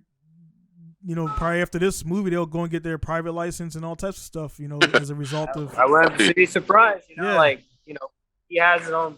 Tom. That's his personal P51. Right. He's Man, for. I was gonna say that. That was the thing. That whole thing was like, hey man, you guys got that prop right. The Porsche was his. All those bikes in the background was his. That all those cars in the background in the garage was his. He's like, I'll just bring my shit out and you guys can see it. Everybody. So he showed his whole garage to the whole world and everything, man. So and then to hear it went over $1 billion, man. Like what 60 of that was my money. And it was, because it was about like even like John Travolta, he's a pilot too, but he's not like Tom. He's more like I don't want to go fly a 747. That's what. I know he got his F-16, but he got F-16, but he don't. Who did? Yeah, I think Travolta has F-16, I believe, or something he like bought that. One? Yeah, I know there was one for sale in Florida for like $8 million. Yeah, so. He has some. It was, I believe, something on YouTube I seen. He had a that, and another thing too. Speaking on the Jimmy's World guy, I didn't know it was that. He was like, you could buy F4 for $8 million, or you could buy this XYZ for this much. I'm like, dude, this actually. I mean, the higher end, but it was like ones for $230. Like he was the most affordable fighter jets from. It was like one for $230,000, and it was like an old school one, and then those are Russian made. Yeah, those are made. Well, you can buy like that L-39. Those. Yep, you can buy those for about $300,000. Right, but then but when he said at the end was point, he didn't. It was like, yeah, you can buy it, but who's gonna maintain it? Who's gonna fuel it? And can you fly it? It's like, yeah. It's like that's the. Well, my buddy has one. He came out. And there you go, Lex, right here with the 4-rotor. I don't know if you saw the YouTube video, but I gave my wife a ride in it, and she got to go ride in that L-39, and they went around and did loops and rolls. I'll check it out. Yeah, man, but they got that's man, it's dude that's this is what every time I think about. Even though I'm a business guy, and I tell guys, people think I'm ultra loaded because they see all the cars. I'm like, it's a lot of trades and barters and stuff going to get some of those cars, and I'm like, dude, if I got to that point, Tom. That's I'm not saying that, I'm not chasing that. I'm happy with my life, but you always want more. And it's like, that's what I would spend my money on, man. Not dumbass jewelry and stupid cars and Bugattis. Like all those Bugattis Floyd got, he can buy a goddamn airplane or buy whatever. It's like, that's what I would do with my money, man. Oh, he got a plane. Yeah, he got. Oh no, he got a G4. My buddy flies. Yeah, Floyd got him. Yeah, I know he does. But straight up says Mayweather on the side of it. Yeah, Mayweather, you know what I'm saying though. It's like that's the type of shit I would spend my I'm building a racetrack. I'm building this. I'm doing my own stuff where putting the money in, that's reusable money and not a waste of some faddish purchases. And all that stuff, man. So my wife was even shocked that I don't buy, like I told you before, man. She was like, "Oh, you don't wear basketball jerseys and hats and stuff." I'm like, dude, I'm not spending. That's not my style, dude. And also, I work on cars, so if my car breaks, I'm getting on the ground, whatever I'm wearing, and I'm fixing my car. So it's like, that's why I don't wear those expensive clothes, So whatever, man. But hey, guys, again, man, I could talk forever, man. I do gotta get back down to the emails. It's Friday here, and I gotta wrap up the week and everything. And yep, I was building the engine till I wasn't. But bearings I got were wrong. So yeah, that happens. And now I gotta try to get metal in a couple of days so I can get this engine built and installed. Mayweather. Yeah, he had a girl come over with a Bentley, dropped it off in my hangar, got on our flight and left because he was too lazy to take her. So he got like 50 cars in the garage, right? He's like, yeah, just take one of the cars. So she just took the car, straight up Bentley, all blacked out. Yeah. Shows up to our airplane. We have to drop her off. We fly her out to California. Bentley's just chilling here. Like, what do we do with this thing? Like, when's he gonna come pick it up? Like, because he does. I think he does have a strip club or something over there in that area. Yeah, he does. So the girls would be flying back and forth, and he would charter them out, or he won't fly them on his own plane because I got to get the G4 for that. You gotta have separation there, man. And then I think he got a gym out there too. So, but yeah, man, he's hey man, people hate to love to hate that guy. I was like, dude, you don't understand. It's a roller skate. It's an act, man. It's an act, and he's he's doing it well, and people don't realize how they joke on the reading and whatever, blah blah blah. It's like, dude, business is business. I mean, case in point, myself, man, I never went to business school, never took a business class, but the information was out there. I studied, and there's a market, man. Not this new, man. Being an American in Japan, going against the grain, running a performance shop is like, who's going to come to your shop? And 6 years later, man, I'm self sufficient, and I mean, it's I took a gamble, man, and it worked a lot better than I thought it was going to work, to be honest. And now I've been away from drifting competition for 5 years. I haven't competed in 6 years. And it's like now I can go back and I got a truck and I can I'm doing the event down in Osaka and the what's it, Okibuki, whatever, something like that, down in near. So you seen the video, Lex, where they were, and you probably did tell me that Nakamura and Kawabata were jumping down the ski lodge. Oh yeah. Yeah, so it's run by the guy who runs the it's called Drift International Challenge, or Japanese Drift International Challenge. And it's just an open event, and it was invite only, so I got invited to that, and so I'll be driving down there, and first place gets a trip to Oman, a car, gas, fuel, plane ticket, and all that stuff. So yeah, nice. Man. But yeah, man. We got a trip coming up next July 8th or something, just a night event. So I'm gonna go rip it up. Okay. Maybe put some underglow on. I don't know. Yeah. Yeah, dude. They were like, it's already a show card, man. And you got underglow. This guy's, they probably talk all the shit in the world about you, man. It's like, until they see the car drive. It's like, oh. Yeah. Well, like, these fools can't keep their shit on track either, you know? Yeah. That's why come on, dude. Even though, like, you would never introduce yourself as a pro driver, pilot, and all that stuff, and they just assume you're a random Joe. And then they'll figure out, oh, fuck, this dude was a pro driver when I wasn't even born yet, where I was like 2 years. Basically, yeah. Yeah, I was like 2 years old, and that's what's happening now at my local track. I don't know any of these guys, and they don't know me. Like, I had friends that were co-workers way back in the day with their kids. They're like 5, 6 years old, and they remember me at that time. And then I came back to track, and they're like 18, 16. So they got their cars now, and they saw me come back with the team. They're like, holy shit, you know, they're just like, I'm like, holy shit, because they're like fucking bigger than me now. Like, what the hell, you know? Yeah. That's what I love. Yeah, there's so many guys that hit me up and they're like, dude, I was like 10 when I first started watching you drive. I'm like, I don't know if I feel mad old or what. Yeah. That's crazy, because I had the same story just last week. A guy 3 years ago, he hit me up and he wanted to come to the shop and play The Sims, and it was right when COVID. I was like, I would like to have you over, but I don't want to you get corona and then you point my shop out, so not right now is not good. So I was like, nah, wait till later. And then 3 years passed that quick, and now he just hit my wife up. He's deciding between a JX90, RX8, and something else. I was like, definitely don't get the JX90 because it's too much car for a beginner. And I was saying for the RX8, you're going to be down on power, blah, blah, blah. So he was kind of consulting with me, and this dude, now he's about to drive, and it's like, we realize people getting older, but yeah, man, these guys didn't have licenses. Now they're driving, and so now they're driving around, and he's driving around in his whip car, and I show up with my chaser. I'm like, oh, yeah, yeah, dude, that's crazy, man. But yeah, man, it's evolution, man, and now it's just cool to be the old guy there, and I would go to the track when I first started. The smell and the noise would make I would rush to get stuff out the car and everything, and then like I would rush to get on the track, and I didn't check my lug nuts, tire pressure. Now I get there and I look around, and I see the other dudes in the same place I was in, and it's like, it's kind of cool. It's just to not be bothered by the noise, and you just go out there when you're ready and you rip it up. And I did that last video you guys probably seen, where I had Alan chasing me in the car.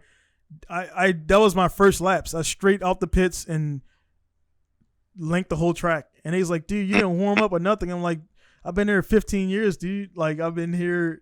You were like literally not born when I was here, man. So, but I mean, I think the other best thing with the chaser is, like, I street drive that car. I drive it to the track and drive home. And I don't put a dent on it, I keep it clean, and it's static and it's slammed, So like, so it's just like, you were just like, what the hell? Hey guys, sorry about that, man. I gotta get out there and get these camshafts for that event, because I gotta make it happen. But I got an event on Sunday, so I gotta do some prep. All right, cool. But hey, guys, again, man, thanks for your time, man. It's been great and everything. Of course, I knew we was going to talk about other stuff and everything. So, guys, there airplanes and cars, you can't go wrong. Can't go wrong. Can't go wrong. Guys, make sure you check out Tommy on Plane Junkies and check out Lex and KOE family. And also, if you're in Vegas or wherever, you need a private jet ride. You're gonna go Air Smart, get yourself a plane ride.